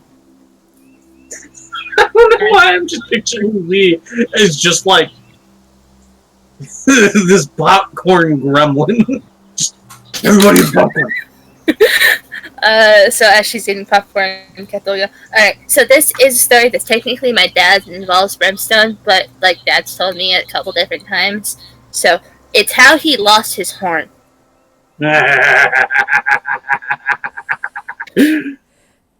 Well, judging by that reaction, this must be a good story. Or at least one that has a happy ending for one of us here. As he says it, he was, I think, around 10. Stone was over. I don't know why. Sitting around in Granddad's weapon room, up a hammer, and Dad said, just trying to lift it, and then as he was going for the head of the hammer, and this is how Dad says it, Brimstone with his skinny noodle arms, and then kind of knocked it on his head, which also then knocked it on his horn, which then knocked it off. And so it kind of left him with the fact that he has like one broken horn, big horn, and he then there was a lot of screaming, and then Granddad said, "Well, you shouldn't have been fucking around with my stuff." Dang, Daddy Keys, stop fucking around with my hammer. That's my war hammer. That's actually surprisingly accurate. That wasn't Lee doing that. That was me doing that. Oh. Oh. He doesn't know what he doesn't know what it sounds like. His mouth is full of popcorn right now. I mean, maybe Lee was just trying to add on to the humor. I don't know. No, if you guys look at Lee, his mouth is literally like filled to bursting with popcorn. Da Vinci is gonna definitely snake some of that popcorn, though. How my There's dad plenty. has only one horn, and it's because of Brimstone. And he says a lot of the stuff that has happened to him is because of Brimstone. Like the fact that he met Mom. I mean, Oh, yeah. that's a story I'd like to hear. I mean, yeah, if you think about it, I'm really in part. I mean, Brimstone, do you want to tell the story of how Dad technically met Mom?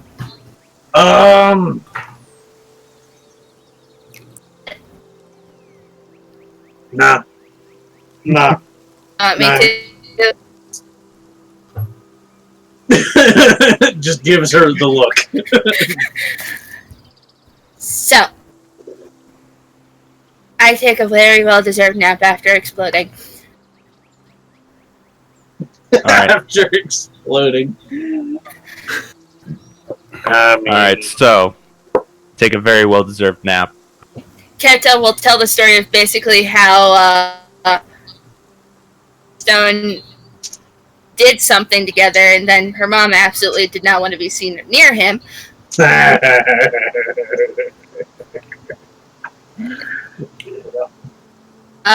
Something about that he smells or something of the other. yeah, we'll Then- go with that. Well, I mean, what is it then? We'll go with that. She met Dad. Very nice, and then he's also kind of stuck around Brimstone, and then she was stuck around Brimstone. And then they bonded.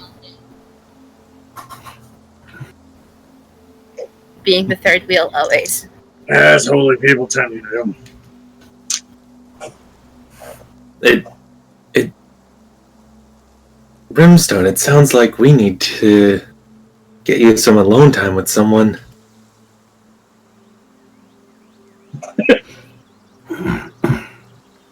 Always being the third wheel? Miss Bliss is very pretty. You be quiet. He likes more of them. Yeah, you need a fucking nap. Go to bed. I imagine he's kind of just shoving her slightly into the tent.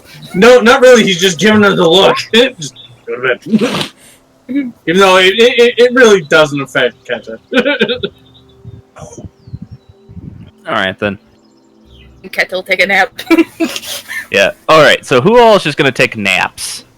Who needs one? Yeah. I need a short rest and I'm good. Well, it looks like quite a few people are gonna take long rest, so you just want to take one as well? Long rest doesn't necessarily mean sleeping. Yeah, that's true. It just means sitting down for Yeah. an extended period of time to let your body recover. Yeah, I don't really have anything I want to do by myself. Yeah. Especially with the fact that there might be more of those fucking spiders. You could actually start taking apart that spider. Like, rather than it being blown apart and you just ripping chunks out of it, you could actually use this long rest to detailedly take it apart. Yeah, that might actually not be a bad idea. Something Fauzi wants to do. At least learn how it's put together. Yeah, Dervinche would help out as well. He's used to fiddling with small things. Alright, so the three nerds, including the one nerd who's a gun nerd, go to work of taking a... Yeah, the one who just wants to learn what I can use for weapons. Yeah. Fauzi using prestidigitation to just be a toolbox. Yeah, pretty much, yeah. Meanwhile, Lee is basically just sleeping while sitting up outside of Keta's tent. Why do I picture you still got the popcorn? The wok that is still like half filled with popcorn is still just sitting in front of him.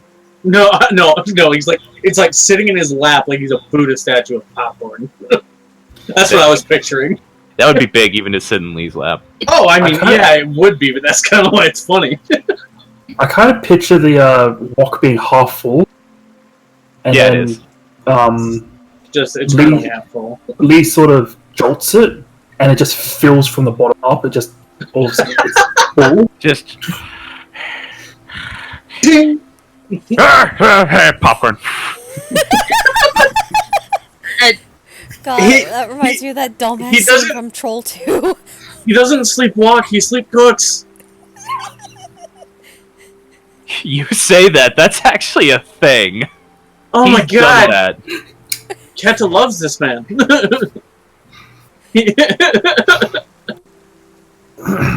Like I said, I wish I had this ability. That doesn't really happen, mostly because he's out of the points he uses to make food. Yeah, I know. But there's still a half-filled wok of sweet popcorn for anyone to partake of. Which, by the way, because he has made a sweet dish, you guys can elect to either take the salty benefit or the sweet benefit. I mean, what's the sweet one? Alright, the salty benefit is a static +1 to all ability checks for the next 8 hours. Do attacks count as ability? Do attacks count as ability checks, or just like... No, unfortunately not. Skill checks, pretty much. Okay. Let me also... There's another thing it does. Let me make sure I'm saying this right. This is a complicated class. I have to remember to actually... How do you put a +1 on things? You go into the cogwheel of your thing and add a static stat modifier. Or a skill modifier. And just have it be a +1. Yeah, and just 1. Okay, which of these static thing? It would be global skill modifier field.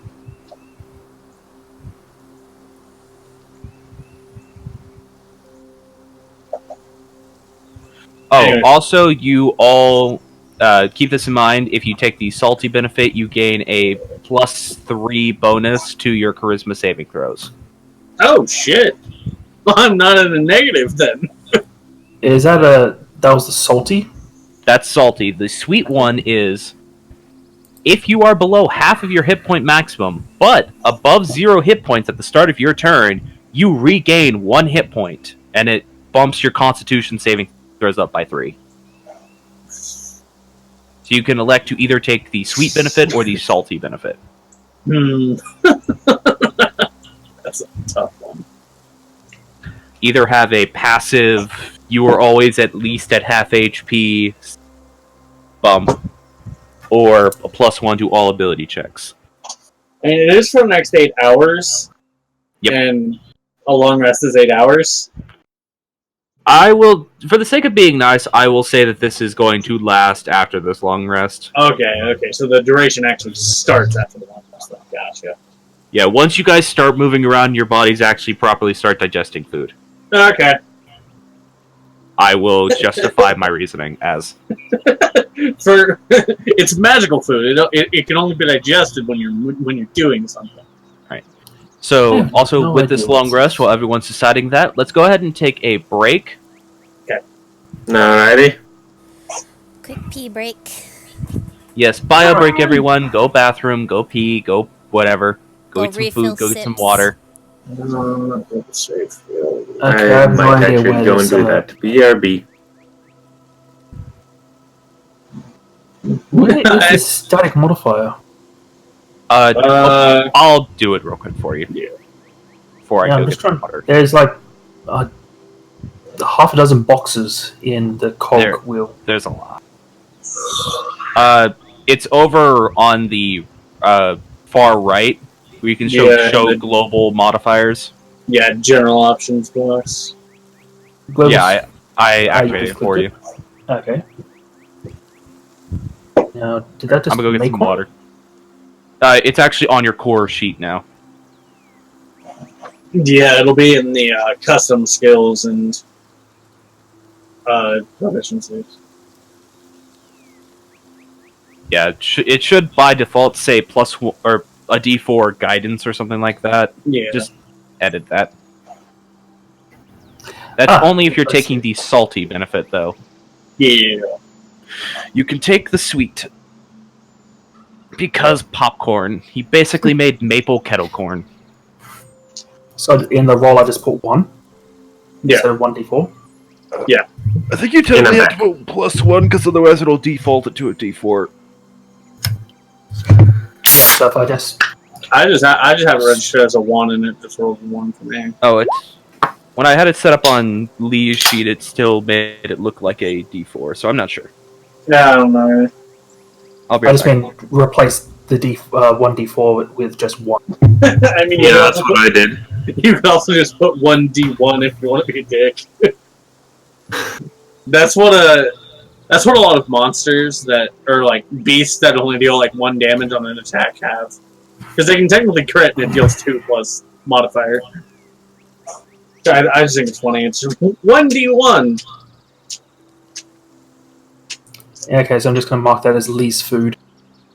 Yeah, just have it as food. Yep, that's what I did. Just list it as benefit. Food. Benefit. Consume. I like the weight of these modifiers. Thousand has no skill in any tools. Hey, I want to get some metal dice, but that's money. I have a skill in 3 tools. Only one of which might be beneficial. I'm trained in jeweler's tools. I'm trained in tinker's tools. I'm also trained in land vehicles and cards. I don't like how many... I wish, like, for soldier, you could change out the cards for another proficiency. Like, that's the one I have for Helgrim, and Ori let me change it out to fucking cartographer's tools, because he's a scout. It's like, that makes more sense. Cards. Brimstone's not good at anything that involves bluffing. I think you get the choice of any game. Yeah, but... Yeah, Cards. I just chose cards. Yeah. But even then... Game's either charisma or intelligence, and he's not that smart either. During the long rest, they hear occasionally kind of talking. No, Mr. Unicorn, don't Maybe he likes. Maybe he likes chess. No, Brimstone just plays Go Fish. No, It's simple enough for him and Keta. Yeah. Or 52 card pickups. I get the feeling that Brimstone would play like in a more like realistic version of Warhammer. Probably. It's like, right, my sniper, I roll. Probably, yeah. God damn it, sniper! You rolled a 1. Yeah. Creed. Yeah, and that's when he pulled out his own gun. Just bang! Fuck you! Spent 1,000 gold on that model. Sucks for you, doesn't it? Yeah, he would be immediately banned. Because he got impatient and just shot the fucking... Fuck your mother! Fuck you! Yeah, he'd be. That noise is very sharp. Yeah, see, guys, I do have spells. I have Minor Illusion. My DC is 9, though. because it's charisma based. So literally any commoner with passive investigation is like, that's fake.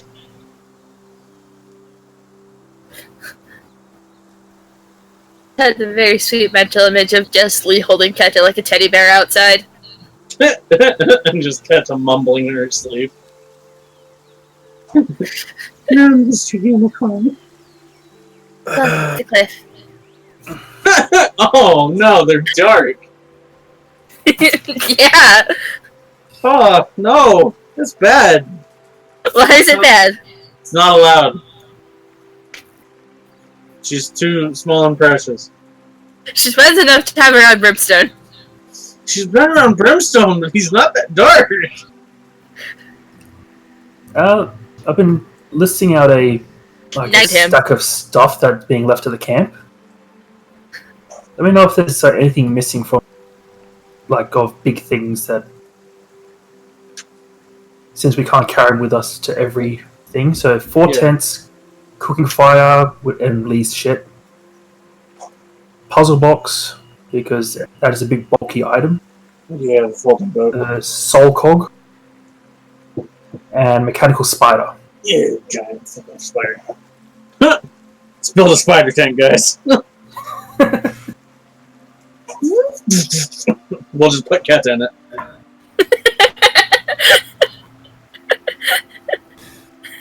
Why would if it had a music system, all it would be blasting out of it would be like nursery rhymes and children's music. No, it's shit like J-pop. Yeah, no. Yeah, no. Some Hatsune Miku. No, because Brimstone's there, it's like baby metal. Yes, it would be. Goddamn. Yeah, okay, this is good music, and then the singing starts. What the fuck, Keta? What? I like you. Would you also be pulling up Bandmate? What? Bandmate. It's a Japanese rock band that is entirely performed by women wearing maid outfits. Nice. Wait, I know the song that would be blasting out always. Caramel dancing. Just annoy the shit out of everyone. Get out. Oh! What are you doing? Okay, I'm good. Are you sure? No. Almost never. You just had to unleash that little part of yourself. Yes, little. What do you mean? I am definitely a human being and not just wearing somebody's skin. What?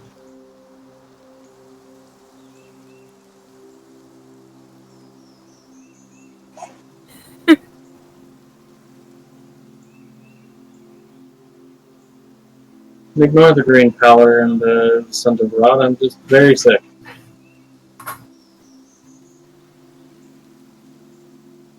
For Keta to get to use her new class ability. Being small. Hey, fuck you. Jeez! No, cutting words. I know.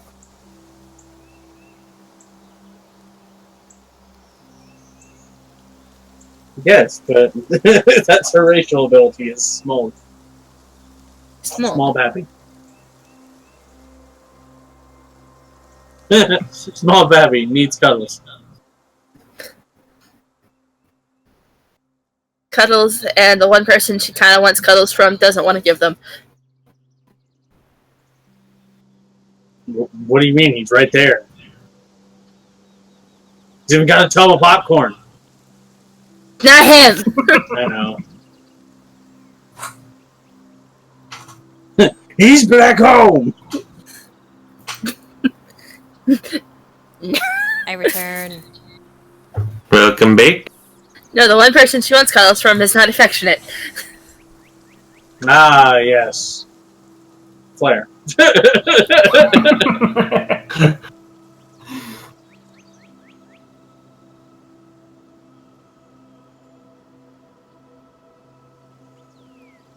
Or piano and violin. It is time to commence the mowing. Resting. Yay, spell slots back. Spell slots? Oh boy, I wish I had some. No, I don't. The only spellcaster he could really be is a druid or a cleric.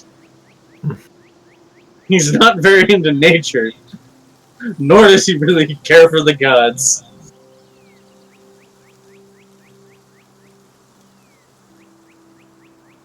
I guess technically ranger, but no.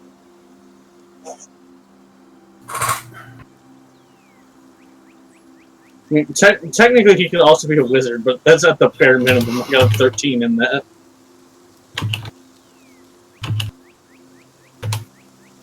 Which I need to increase. His crafting checks are intelligence based. I need somebody smart like to come help me out. I don't know shit. Mid-combat about to lich, it's like, how do I cast a spell? I got a spell for you, gun.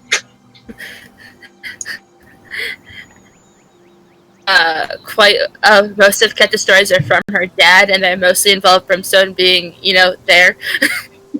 I mean, yeah. Always there. Yeah, it means Redemption's up there, too.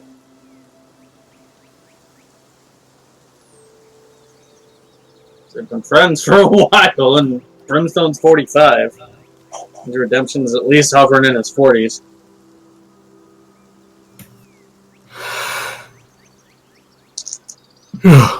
Probably be a bit younger. Still, he's gonna be probably in his 40s. Yeah. Yeah, he might be early 40s, but still, he's an older fella. Cool dad. At least for military service.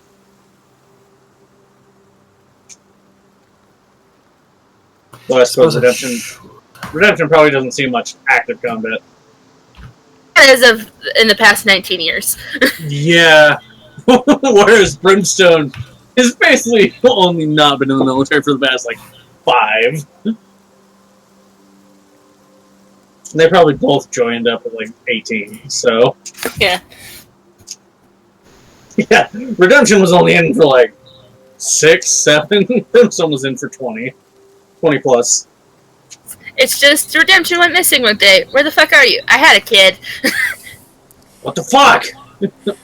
I'm guessing we're just waiting on the DM. Yeah. So. And Yeah, Brimstone after I suggested we make a spider tank for Keta, and then she said that she was only going to blast Caramel Dancing, and I rescinded that idea. So, in other words, Keta lost her tank privileges. Yes! It's mine now! Luckily, though, she'd be the only one who can actually probably fit in there. So long as you don't play Shake It all the time, that's fine. Are we talking about shaking a baby? No. Whoa! No! Jesus shit! Edgy There's boy. a story behind why I don't like that song. I will explain it to y'all after stream. Okay. Sorry about Spider the tank. delays for me. Cool. I mean- Sorry about the delays for me returning. I was making food. I mean, if we got the big one, then maybe. We kind of destroyed the big one. Yeah, half that. No, yeah, its whole motor system is fucked. I melted that shit.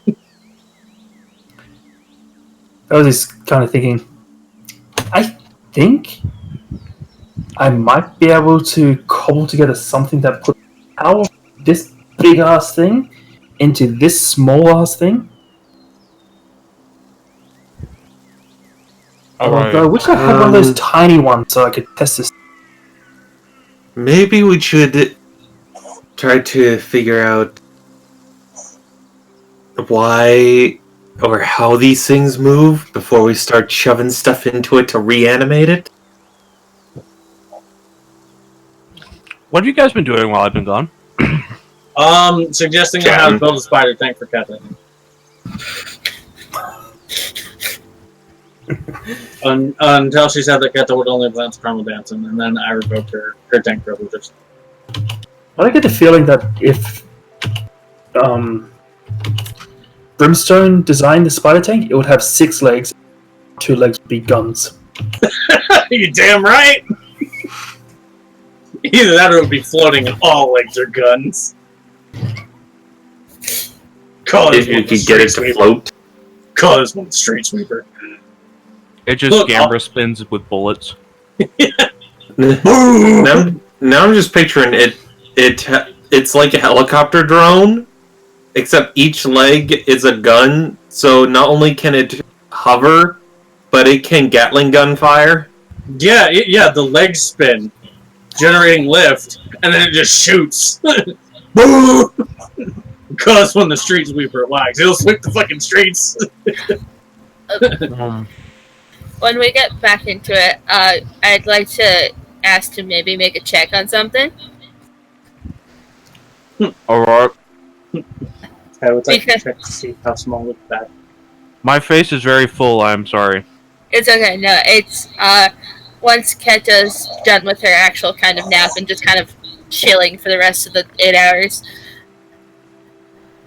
But she felt Lee do in battle, like when he pat her shoulder.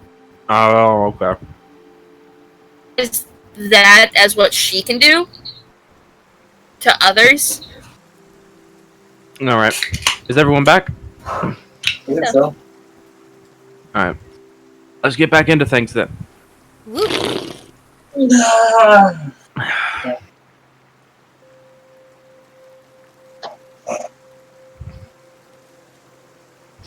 Here comes the boom. Here comes the boom. Alright. So, the next 8 hours is pretty uneventful due to Lee's cooking. You guys don't even have to eat any of the beads of nourishment. Hell yeah. And luckily for a change, the food you're eating tastes pretty good. Y'all stuffed on popcorn. Bacon pancakes, popcorn, and hash browns. If you guys aren't having a starchy day, then what are you doing? Still though.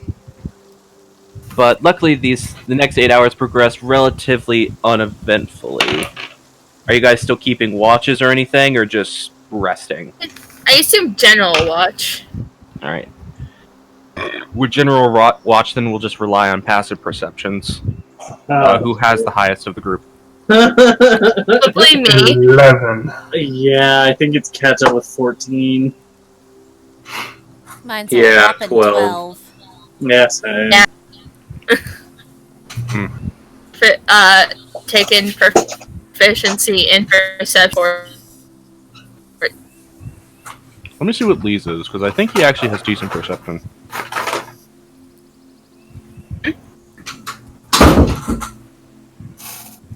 I just had lunch delivered. Nice. Ooh. Red Rooster. That doesn't sound like a chain we have around here, but it's probably pretty good. It's kind of like KFC, except they don't deep fry their chicken. Oh, so it's actually good. I don't like fried chicken. More like a Cluckers or a boat, or no, Bojangles is all fried chicken as well. Anyways, So, does Keta see anything? let me roll to see how noticeable this would be.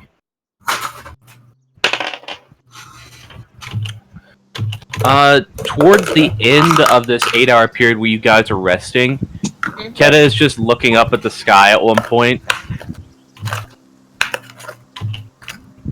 and your eyes narrow into the distance, and you see a plume of smoke off towards the southern side of the island.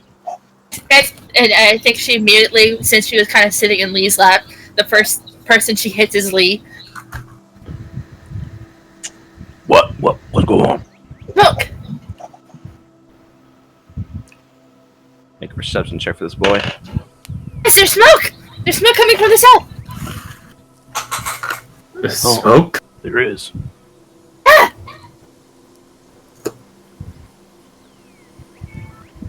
So there may be others who survived as well. That's good. Maybe. Did you go check? We could. Don't leave them stranded!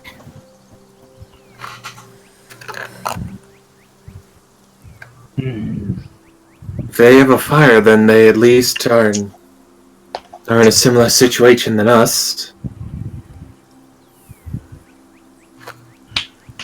What if it's other people from the ship? What if it's the captains?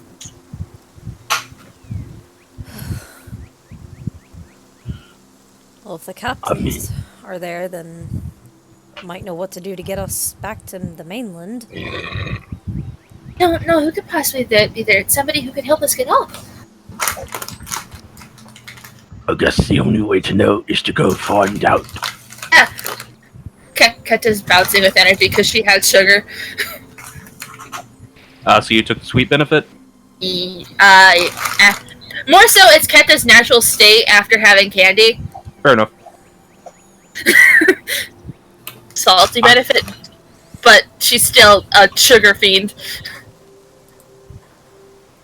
Did essentially melt a pound of candy onto a bucket of popcorn and eat it. Yeah. Let's go! Alright. Are you still sitting in Lee's lap while doing this? Oh no, she got up and she was like basically like trying to bait them out to let's go. He doesn't do anything then. Okay. He doesn't have to worry about Keta jumping up and down near a sensitive area? No, it was more along the lines of if he had to pick Keta up and stand her up before he could stand up.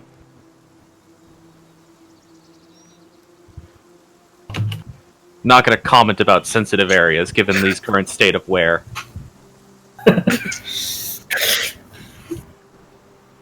Being... She's kind of like... By the way, even if everyone else is looking really grungy, Feathers' clothes are very clean. Yeah, Fails is just looking like she just got out of the shower. Prestidigitation for the win. Uh-huh. Very useful spell. Oh, yeah. Towards the southern edge of the camp, like, guys, let's go! Alright, we're coming.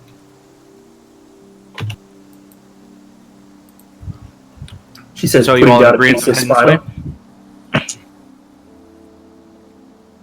Let's go Wait, see... did you do the spider thing? Yes, we're talking about taking apart the spider. Alright, let's go ahead and do that. Since that would have technically been happening during the long rest. Yeah. Alright. So I need everyone working on that to go ahead and make investigation checks. Yeah. Or sleight of hand checks. I'm better at that. Yeah. You can retroactively change your roll. I didn't roll. Okay. That's a 19 to me. It's a 10 for me. A Alright. 17 for me in So a investigation. total of 17, 19, and 10. Not bad averages. And that rolled poorly, so... You guys, due to Felzy being able to pretty much summon up the tools you need to do this, are able to completely deconstruct this spider in front of you over the course of the next 8 hours. You find that it's actually a really complicated construct. Like, before it looked much simpler, because on the bigger one, it's the exact same mechanics, they're just slightly scaled up, so it looks less complicated. On the smaller one, though, it's a perfect recreation, just smaller. So that inherently makes it look more complicated. just Da Vinci admiring the mechanisms and thinking about how they could make some awesome wicked jewelry. Is there anything particularly you guys are looking for while taking this thing apart, or just taking it apart to see it taken apart? I also want to know if there's any receiver in this. If there doesn't seem to be a soul cog, like a power source like the big one, is this thing slaved to something else? You do actually find that it does have a driving core, like a driving gear. And you would have noticed before, the big one had one as well. It was just being overridden by the considerably larger gear. So I guess the giant cog was the only difference. Yeah. So you do notice that the driving gears with these things is made of that same golden material as the rest of their metallic parts, so it's actually kind of hard to notice. Because it really doesn't stand out against any of the other gears, other than the fact that it does have a small gemstone on it. Da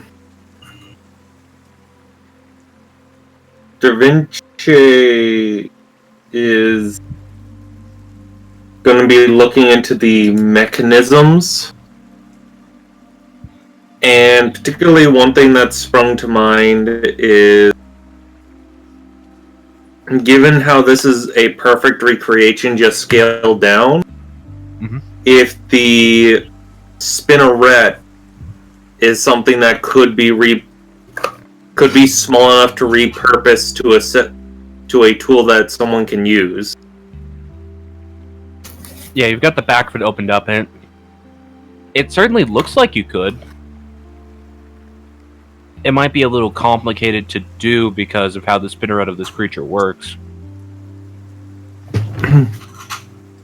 But sorry, it is essentially the back portion of this thing's body, which is a good 2-3 feet long, is the spinneret, where it is basically these jars filled with golden liquid that have these threads coming out of them that then feed into a central thing, which is sort of like a loom almost, that braids those individual threads together. And you notice that the small one actually has all 6 of its vials still left. So it's 6 individual threads that get braided into one larger cord that is then fired out the back of the thing. okay, so Da Vinci, while they're disassembling it, it does actually have its spool of that cord left, because this one didn't get melted. Yeah, and also Da Vinci still has a jar from the original Big Spider. That one would not fit in this one. The jar itself wouldn't, but I'm thinking more the content. If you want to open that jar and see what happens, you are welcome to it. Well, not going to do it right now, Fair enough. but he's going... While they're disassembling it, he would want the group to kind of take it out of the spider in whole so that it can be examined more carefully. Yeah, you essentially lift up this... what is essentially an automatic rope-making machine. Or automatic cord-making machine, because it's technically not thick enough to be a rope. Does the spinneret system look like it can project a rope, or is it meant to be like a tape gun where you slap it onto a thing and it starts making web where you attach it? That's what I mentioned with the spool. In the back of the spinneret, there is actually a spool of this cord that has already been produced, that essentially has a mechanism that would then fire fed by that spool. Yeah, what I mean is, would that go a distance, or is it You're not sure. You never saw these things fire. Drag it. Yeah. It looks like it could go a distance, but you have no idea how far. So it could potentially become a grappling gun. You don't know if it can reel back in. It'd be enough to just to Indiana Jones something. Yeah. Oh, with a roll I just did, it's going to use a bit of the RU spool, but at one point when you guys are trying to take it out, you jostle the mechanism and it actually does fire. And basically sends a cord straight out and it smashes into a tree about 15 feet away. Smashes? Yeah, it like shakes the tree when it hits it. Okay, so that means it could still shoot further since it had so much force. What the hell are y'all doing over there? Which, by the way, when it did that, it actually made a boom sound. Damn. Oh, don't want to get them. No, Miss you, it's not time for school.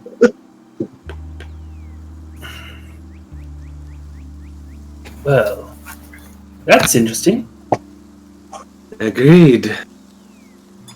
May not be one for messing with mechanisms like this, but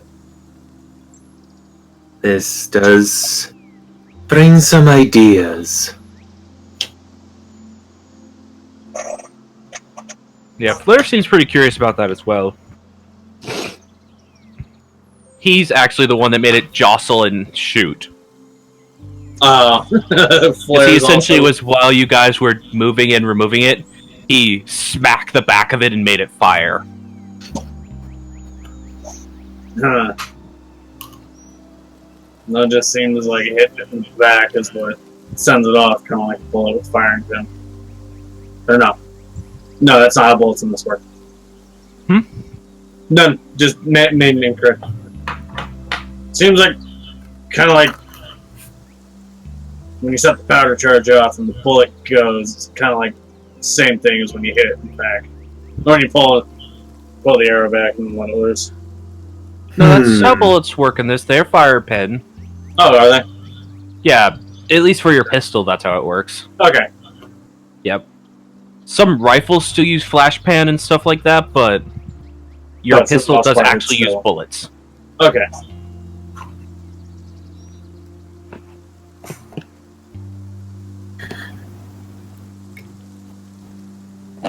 I'm assuming at this point, this is when Keta starts wanting us to leave. Yeah, pretty much after you guys have gotten the spinneret out and gotten it secured is when she makes the mention of the smoke in the distance.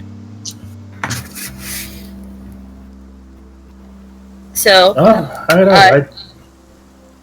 the survival, like a group survival check as we're going. It's actually pretty easy to keep an eye on it. As long as Keta's on like Lee's shoulders looking up at the sky.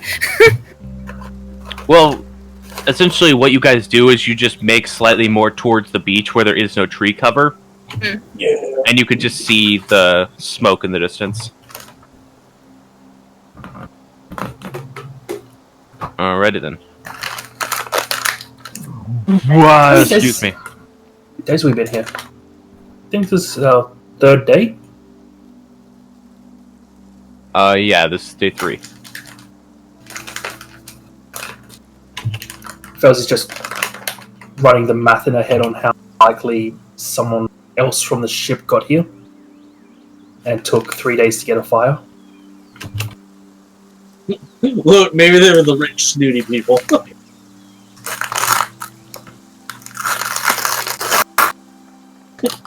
Claude! Start a fire! Oh, shit, Claude's dead. No. Or it might just be that they just now arrived. Who knows? Yeah, but I think it's funnier to it because Fair enough. As you guys are traveling down, you start to see evidence of what's going on, because you do see, because it's kind of hard to miss one of these things, you do see in the distance there is actually the bow of the wave treader, one of them at least, beached onto the shore. Like just a portion of it? the bow, yeah. Huh. Oh, This one is the captain. Wait, no. Keta's very interested. there might be more survivors. That should be further off the shore. Would this be hot like? Yeah. That's if I recall, it got split in half lengthways. Yeah, so Is you're this the seeing Castaway? half of the wave treader. Is it half of the weight, Trevor, or a quarter of it? Half. It didn't get split across. It didn't get split in half horizontally. Wave treaders are essentially made as two giant ships that didn't have a bridge going across them. Okay. And that bridge got snapped in half, is what you guys saw. Okay. Gotcha. Like, you know what the ships that build oil liners look like? Yeah. Mm-hmm. Where they have Yeah, the two okay. large bows and the big part that goes in between them. Yeah. Yeah, it was the part in between them that got snapped. Gotcha. Okay, I thought it also got Titanic. No. That's what you guys assumed happened because there was a tidal wave afterwards. Yeah. You didn't see what happened to the ship after that. Well, I wonder- Running. Wonder if that's the half the Mrs. or the Mr. ran. What we heard, I don't think the misters may be around. For all we know, nobody else is. Remember? Don't know until we check. Yeah, Keta's gonna tick off in a bit of a dash. You guys get about here before you do see... Because it's pretty hard not to notice at this point because nothing's blocking your view. That this ship does have Castaway written on the side of it. Huh. It's the ship. It's ours! That's our ship. And you just see basically on the beach right here, like this whole southern tip of the island is currently covered in people that are bringing stuff off the ship and tending to wounded. Oh, the damned.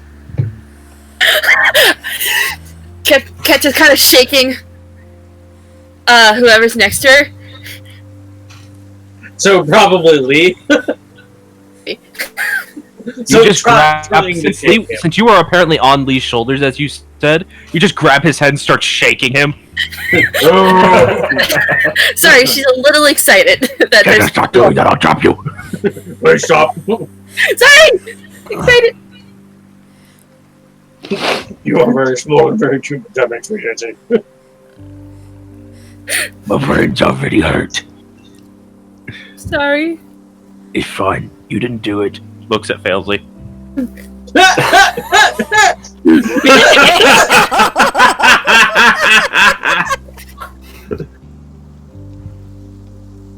What? Anyway, A fair response. Keta will kind of get herself off of Lee's shoulders. Yeah, he just he reaches his hands behind his head, lifts you up, and then sets you on the ground. Keta just kind of lifts her legs up and falls. Yeah. Like, if they would allow as they're seeing this and they're approaching Morrigan would throw an arm around Dravince's shoulders and Brimstone's shoulders and just be like, ha ha! Oh, we're not gonna die! That's awesome! Wait, you thought we were gonna die? I was being realistic, just not wording anything. Well, they made it here. Nobody's saying that we won't make it out. Let me have my optimism for the time being. Keta's gonna cast Thaumaturgy on herself and start like, hey! As they're going closer. Yeah. Some of the outwards people, which seem to be guards, do notice you guys. So You notice guys the were 7-foot on- tall orc. Yeah, I think You we guys were on were the other on- side of the ship. Yeah, you were on. Brain's not working. You were on Jonathan's side of the ship, I believe, right? I think we were on Elevie. I think we were on okay. Elevie because we heard Elevie yell as we got off of the ship. Well, you would have heard that no matter where you were.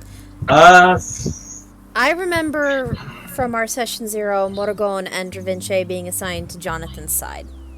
Yeah, so Okay, so I believe you guys were on Jonathan's side of the ship. yeah, because I think we would have all probably been together. So you don't considering we were really- in here. You don't really recognize anyone, and no one really seems to recognize you. Except for a few people seem to look at Lee and be like, huh. Well, damn. We can still go. I was gonna look out for any Naga ladies. Coaster Kettle dispel thaumaturgy.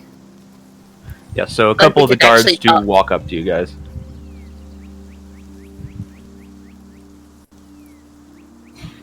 Straight here. Dagon? We got straight here. We were on the castaway. We were on Jonathan's side. Alright, I think you should come with us. And they're leading you closer to the actual, like, encampment they have set up now. Mm-hmm.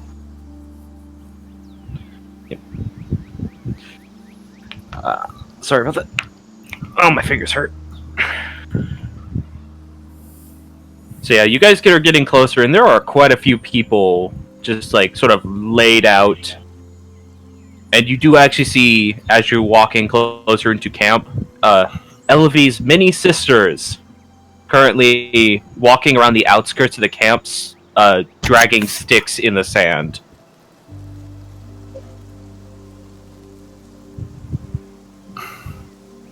A small wave if they see us. They seem to notice you, but not pay you too much mind, since they seem very busy with whatever it is they're doing.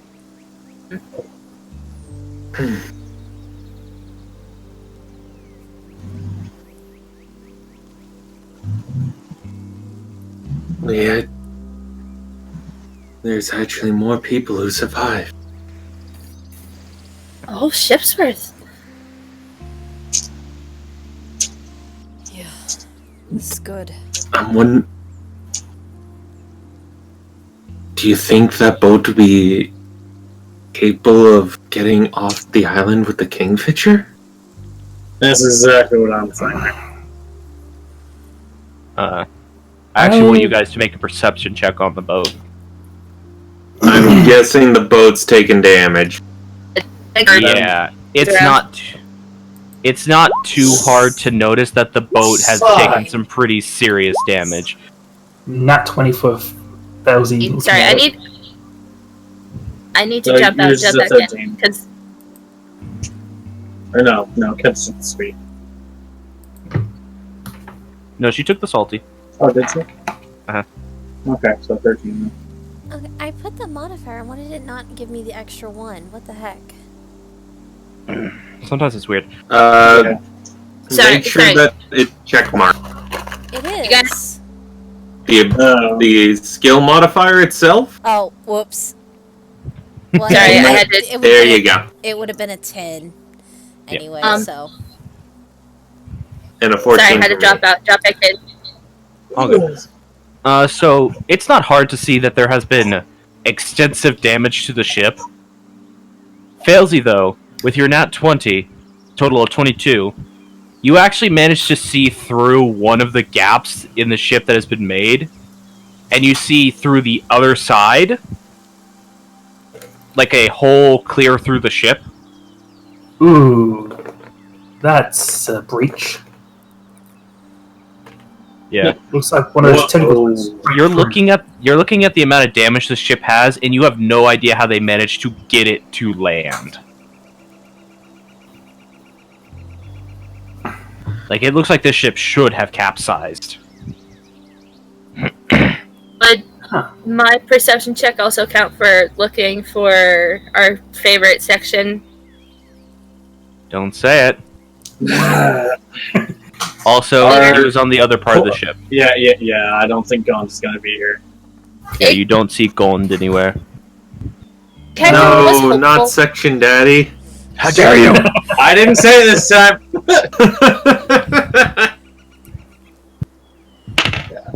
Kendall was just trying to be hopeful, at least a little bit. Yeah. Does Felzy... Da Vinci, a crab pinches your ankle. You take a point of slashing damage. It pierces your ankle. What we neglected to say is that this is the god crab, and you die. Its claws are filled with a deadly poison that kills you in seconds. It's called "Fuck You." The DM says so. It's called the Rocks Fall Everyone Dies poison. So, are we being led somewhere specific, like to talk with someone specific? You're basically just being led into the camp. Like, all of you guys are just being, like, led into the center of this camp. And they all seem to just be waiting for whatever Elevy's sisters are doing. Right.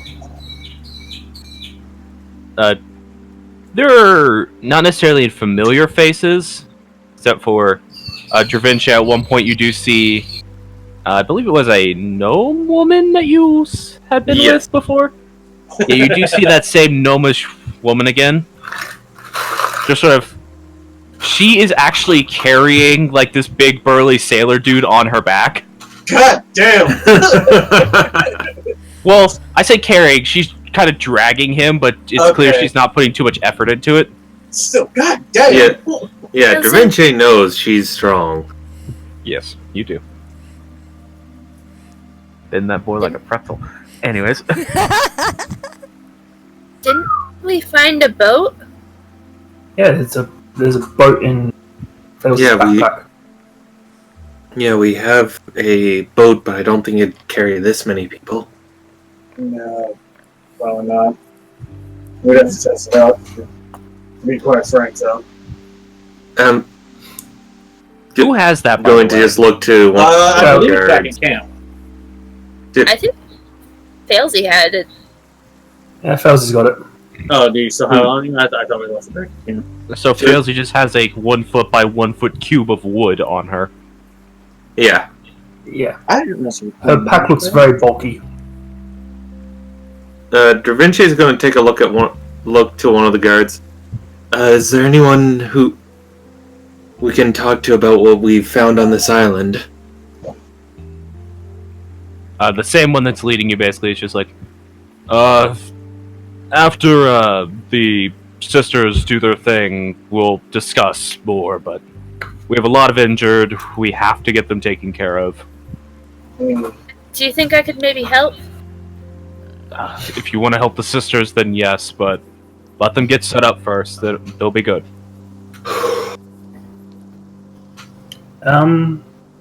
Is Felzy able to spot like Alteria? She was on the other part of the ship, so I'll roll and see. High or low? High. Unfortunately, you do not see Alteria.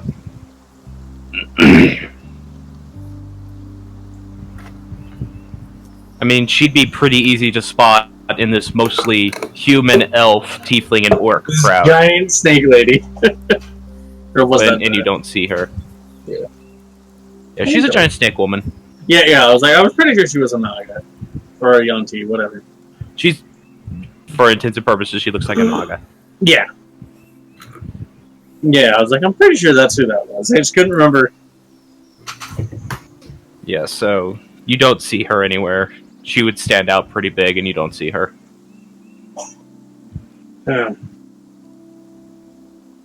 Slightly worried look. Kat is going to sit close to Brimstone and kind of... It's her kind of anxiety is spiking up. It's something that she does in big crowds when she's not very used to many people. Yeah, there's hundreds of people here. And she doesn't know... Like, she knew a general, somewhat portion of the ship, like the house ship she was on, at least in the area she worked. And now you're on the complete other side of the ship. Yeah. Kat is kind of attached to Brimstone's side at the moment. And you do see quite a few of the actual, like, you would suppose probably deckhands for the ship. They do seem to recognize Lee. And they all look pretty happy to see he's okay.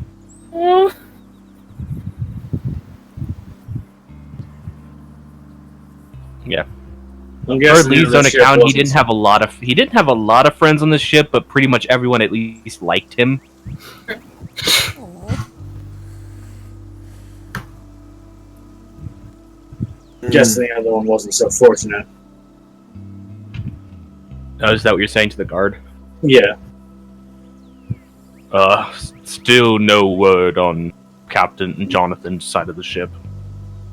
We didn't see it capsize, so we can't assume he's dead, but I You don't know. heard the scream. his side of the ship was locked in combat with that Leviathan. Yeah.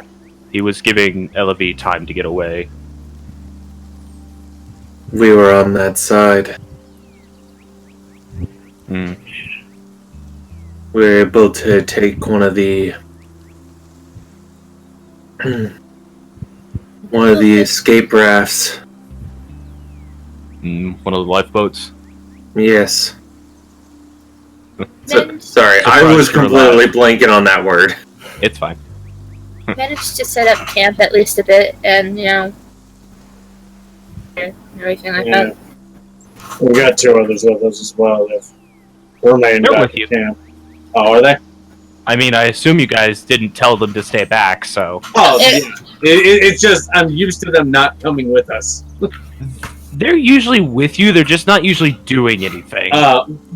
So I just presumed they would be back. Okay, yeah. Okay, so never mind. Retract. Just honestly, I'm surprised you all survived then. Well, it's mostly thanks to Lee. Mm, Yeah. That boy has a habit of having unreasonably good luck. And we've explored a good amount of this side of the island, Yeah. so we can at least give ourselves a bit of a foothold here. yeah. Yeah. Honestly, not really sure what we're gonna do. The castaway's in really bad shape. Found a small boat. Well, I But- think it's a boat. We might have some options, but I think that'd be better brought up after we have a chance to sit down and talk about everything. Yeah. After the sisters perform, I'll get you in contact with someone. Unfortunately, we have to rely on some of the quarter captains, or quartermasters is the proper term. Yes. Some of the quartermasters to take that information. Elavie's not in good shape right now. That's I understand. fair.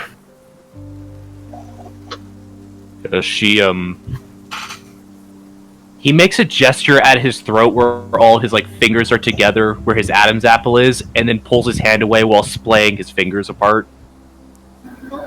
Oh. With how powerful that scream was, that makes sense. Yeah. Elavie's terrifying, even if she doesn't have her voice right now. If those ears could droop, they would. He's in dire straits. Well, we all are. Yeah. Anyways. Wait, you said you wanted to help the sisters? He looks at you, Keta. Yeah. I can heal a bit. Don't worry about healing. Just go help them perform. Okay. And he gestures towards the very center of this massive crowd of people, where there is actually a large boulder, Yeah. in the sand, that the sisters, having finished drawing this giant thing, have climbed up onto and are getting ready to perform. It kind of looks up at them. Notably, you do not see Elavie among them. After hearing that, Keta would definitely assume she's not there. Yeah. Gee, I wonder why. Oh, I actually need to check something. I actually just got called away to do something. Talk amongst yourselves for a second. I have to take care of it. Okay. Sorry, it'll Okay. only be a minute.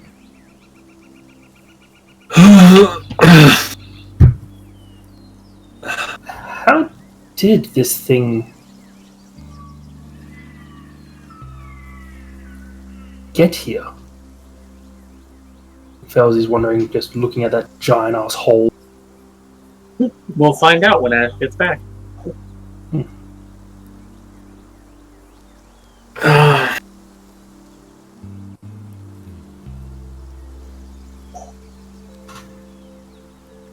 Her current theory is maybe it was riding on top of.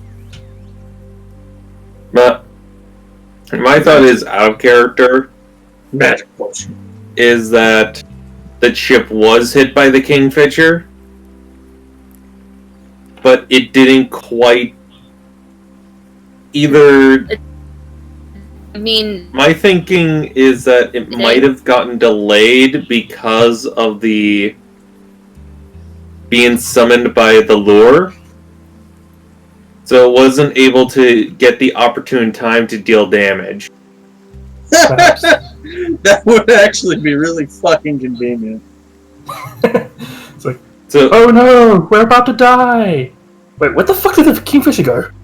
Yeah, that's it. Oh, God damn it! either that or it was falling phone cutting just in and as you out. rang it, so it diverted in air and grazed the ship. Snack time! Oh fuck! Someone's at the boat. Someone's at the door. So, like, for the ship to have that much damage, but still have gotten here, it must have received that damage only recently. Yeah. Other out of character thought was it was being eaten and then got dragged here when it got summoned. So the ship went along for the ride.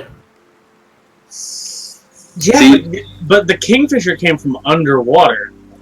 and I think we would have at least maybe heard something or anything like that. Well, that was yesterday. Yeah, so that's where I give more credence to that. It just it provided the chip up time to get to. I guess a good. I guess a question we should ask is where the hole is. Because the Kingfisher comes from the top, and the hole's in the side. That's probably the Kraken. I thought the Kraken was the Kingfisher. No, they're No, two different they're- things. Yeah, they're Oh. two different entities. Yeah. They're both Leviathans, but they're two different entities. The Kraken was the one with the tentacles and the fucking living wall of eyes. The Kingfisher is the one what killed Da Vinci's sister. Yeah. The one that falls from the sky. Yeah. Also, Sky smashes the boat and eats the boat up. Yeah, which is why I'm wondering the orientation of the hole. That's why I think Phrasing. Yeah, that could have been the Kraken just putting tentacles through it. Yeah, that's my thought. Because if it's from the top, then yeah. If it's from the side, I don't think it would have been the Kingfisher. Why is St. John down? What? Nothing. Work things. The Great Syrup Flood of America. It's destroyed Alright, Canada. I'm back and I'm trying to find something. I know I wrote down Elovy's sisters' names. They were all music puns. That's all I remember. Yes, but I can't find the list of their names. That's rough, bud.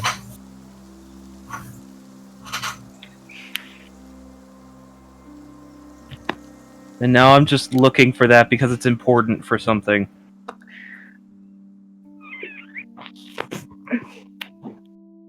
So sorry about delays, but it was important and I wanted to be able to say it.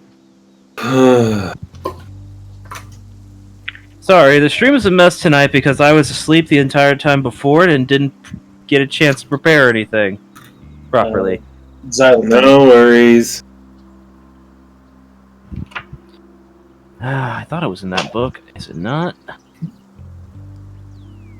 Although I'll have to politely ask, do you think we'll be going for much longer? I don't want to go for much longer, but I at least wanted to get this scene done. Yes! Deal with it! Get up at 6 a.m. Sucks for you, doesn't it? Maybe you shouldn't have been in the wrong time zone. I'm sorry. Alright, well, it's not important. Well, it is important, but it's not important. So anyway. The point to make was that you don't see all of the sisters there. Ah, damn it. I mean, that makes sense, but that's also sad. Mm-hmm. Yeah. How many discounting LV are present? There are 4 present. And there were 7 before discounting her, yes? She was the 7th sister. Okay, so 2 are missing then. Here. Ethel kind of nervously. I was sent over here to help you. There's definitely a bit of a somber tone in the air. Good.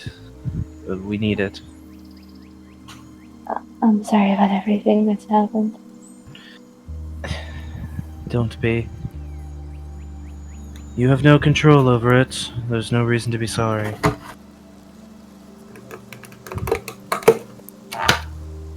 Just tell me where to stand and what to play. One of them actually hands you one of those golden pins. You've done this with us before. She nods and will pin the pin onto her shirt. Alright. Step where they want her to go. Yep. Knowing you're not exactly the biggest on crowds, as they found out performing with you before, they do sort of like put you towards the center, surrounded by them, so you're not the one with all the eyes on you. Yeah. And they begin to play. I'm going to roll a performance check for them. Should I roll for me too? Yeah, you can go ahead and roll. Hope it didn't land cocked. I got a 10. Well, 11. Yeah, 11. It's a somber, more calm performance than they usually would play.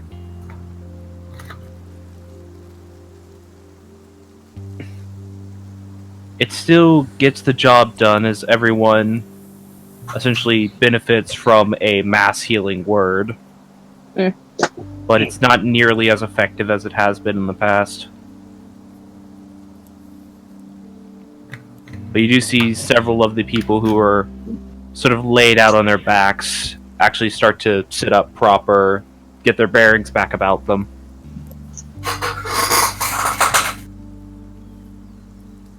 And just one of Elevie's sisters steps forward.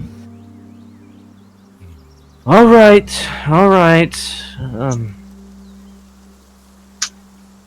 Everyone, grave news, but we're still alive. We don't have any news on Half-Captain Jonathan's ship, but as it stands, no news is good news. We've yet to receive word that the ship has actually been destroyed. For now, let's focus on fixing up the castaway, being able to get off this godforsaken island. And there's a bit of a murmur in the crowd. Obviously, I'll say everyone besides Keta can make a perception check. Perception check? God fucking damn it. Is that from everybody? Yeah, except for you. Alright. 12. I've Perception. been rolling like shit 12. tonight. 21.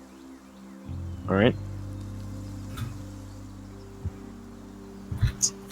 Well, now I got anything good on this roll up. Yeah, there's definitely a murmur in the crowd. Some people obviously concerned, scared, not necessarily liking their chances right now.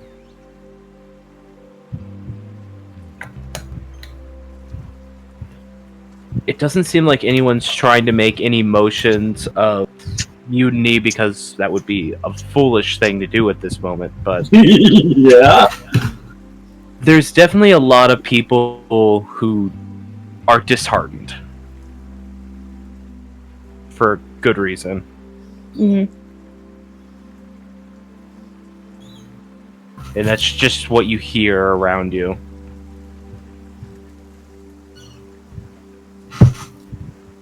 But people do start basically picking up all of the ones who are still out of it, but mostly healed at this point.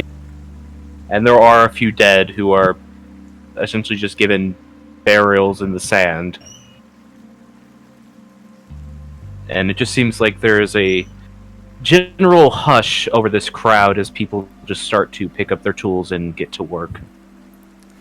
Just as a side note, Morrigan would be volunteering to help with burying the dead. Yeah. As Kath is kind of standing up there, she'll kind of get the attention of one of the sisters and go, "We've been down here 3 days and we have some things we need to tell you."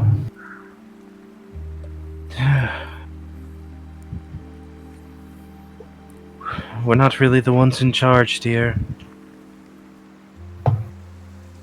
At this point, we're just glorified performers and healers. I know the feeling out of everything. I remember I had something to ask. Nah, I don't remember. Oh! The giant fuck off hole in the ship, how's that oriented? Like, is it up and down or through? Like, through the It's side? going through the ship.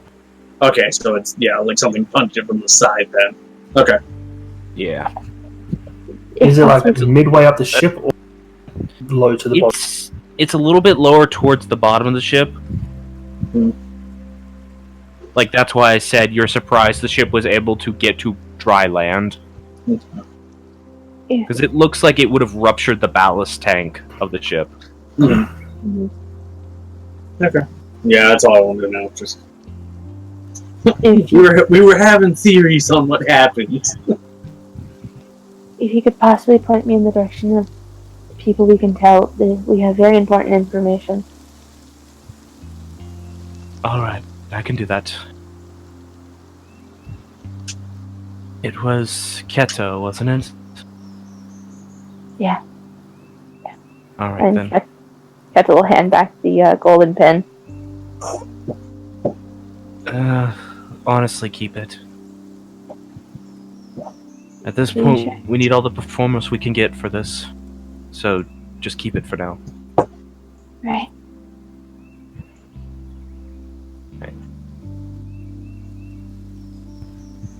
Did I tell you the name of these items before? I don't think you said the name of the items, but I know generally what they do is they keep us all in sync with each other. Yeah. They let you perform a very special bardic ability. But mark down your inventory that you have a golden aria harp pin. Alright, cool. Golden aria harp. Alright. Knock down. On the note of your group being shown towards one of the quarter captains, though, is where we're going to wrap up for tonight. Yeah, that's fine. 2.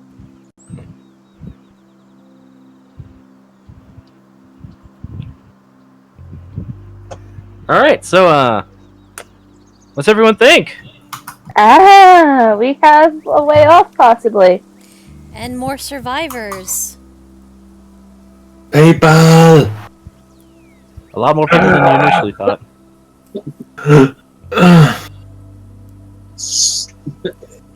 So now here's the question: was it Failsy's ringing the dinner bell that saved their ass? Yep. Okay. Because otherwise, that would have attacked their ship the moment they got into harbor, basically. I thought that was the case. The moment Failsy, your impulsiveness saved a bunch of people. the moment that the snack got into snacking range. Yep. Now it's just a matter of how long it keeps its attention. I mean, it was there for at least a minute, I think, when the bell was rung. Yeah, I mean, it's more modern just well, I mean, modern ship. It must have a cannon. Maybe. You don't know. Anyways, we should probably go ahead and wrap up, because the stream's already going long, and I know one of us needs to head out. Arm needs to go the fuck to sleep. I don't have anything to show. Nope, nothing here. No shame for me. Next Tuesday over on Night Hunter's channel, 9 o'clock p.m. EST. We're going to be having another episode, or actually that's going to be starting at 8 o'clock p.m. EST next week. Because we're having slightly longer sessions. Because we only do them every other week, so the session should be slightly longer. Anyways, that'll be happening over on Night Hunter's channel. Wait, actually, it might not, because I don't think Night Hunter's available next week. But we'll see what's going on. It'll be on his channel or on Danny's channel. Or if we stream it. Wait, what? I'm gonna start being the one having to stream it? I'm just saying because next week Night Hunter's not available, so if we want to stream it, you'd have to stream it. I mean, if he'd be okay with that, I don't mind streaming a session. I mean, it's not like there's any reason not to. At least we then still have it archived. Anyways, still though. It's basically just so we'd have it archived so you can see what's going on in that session. Fair enough.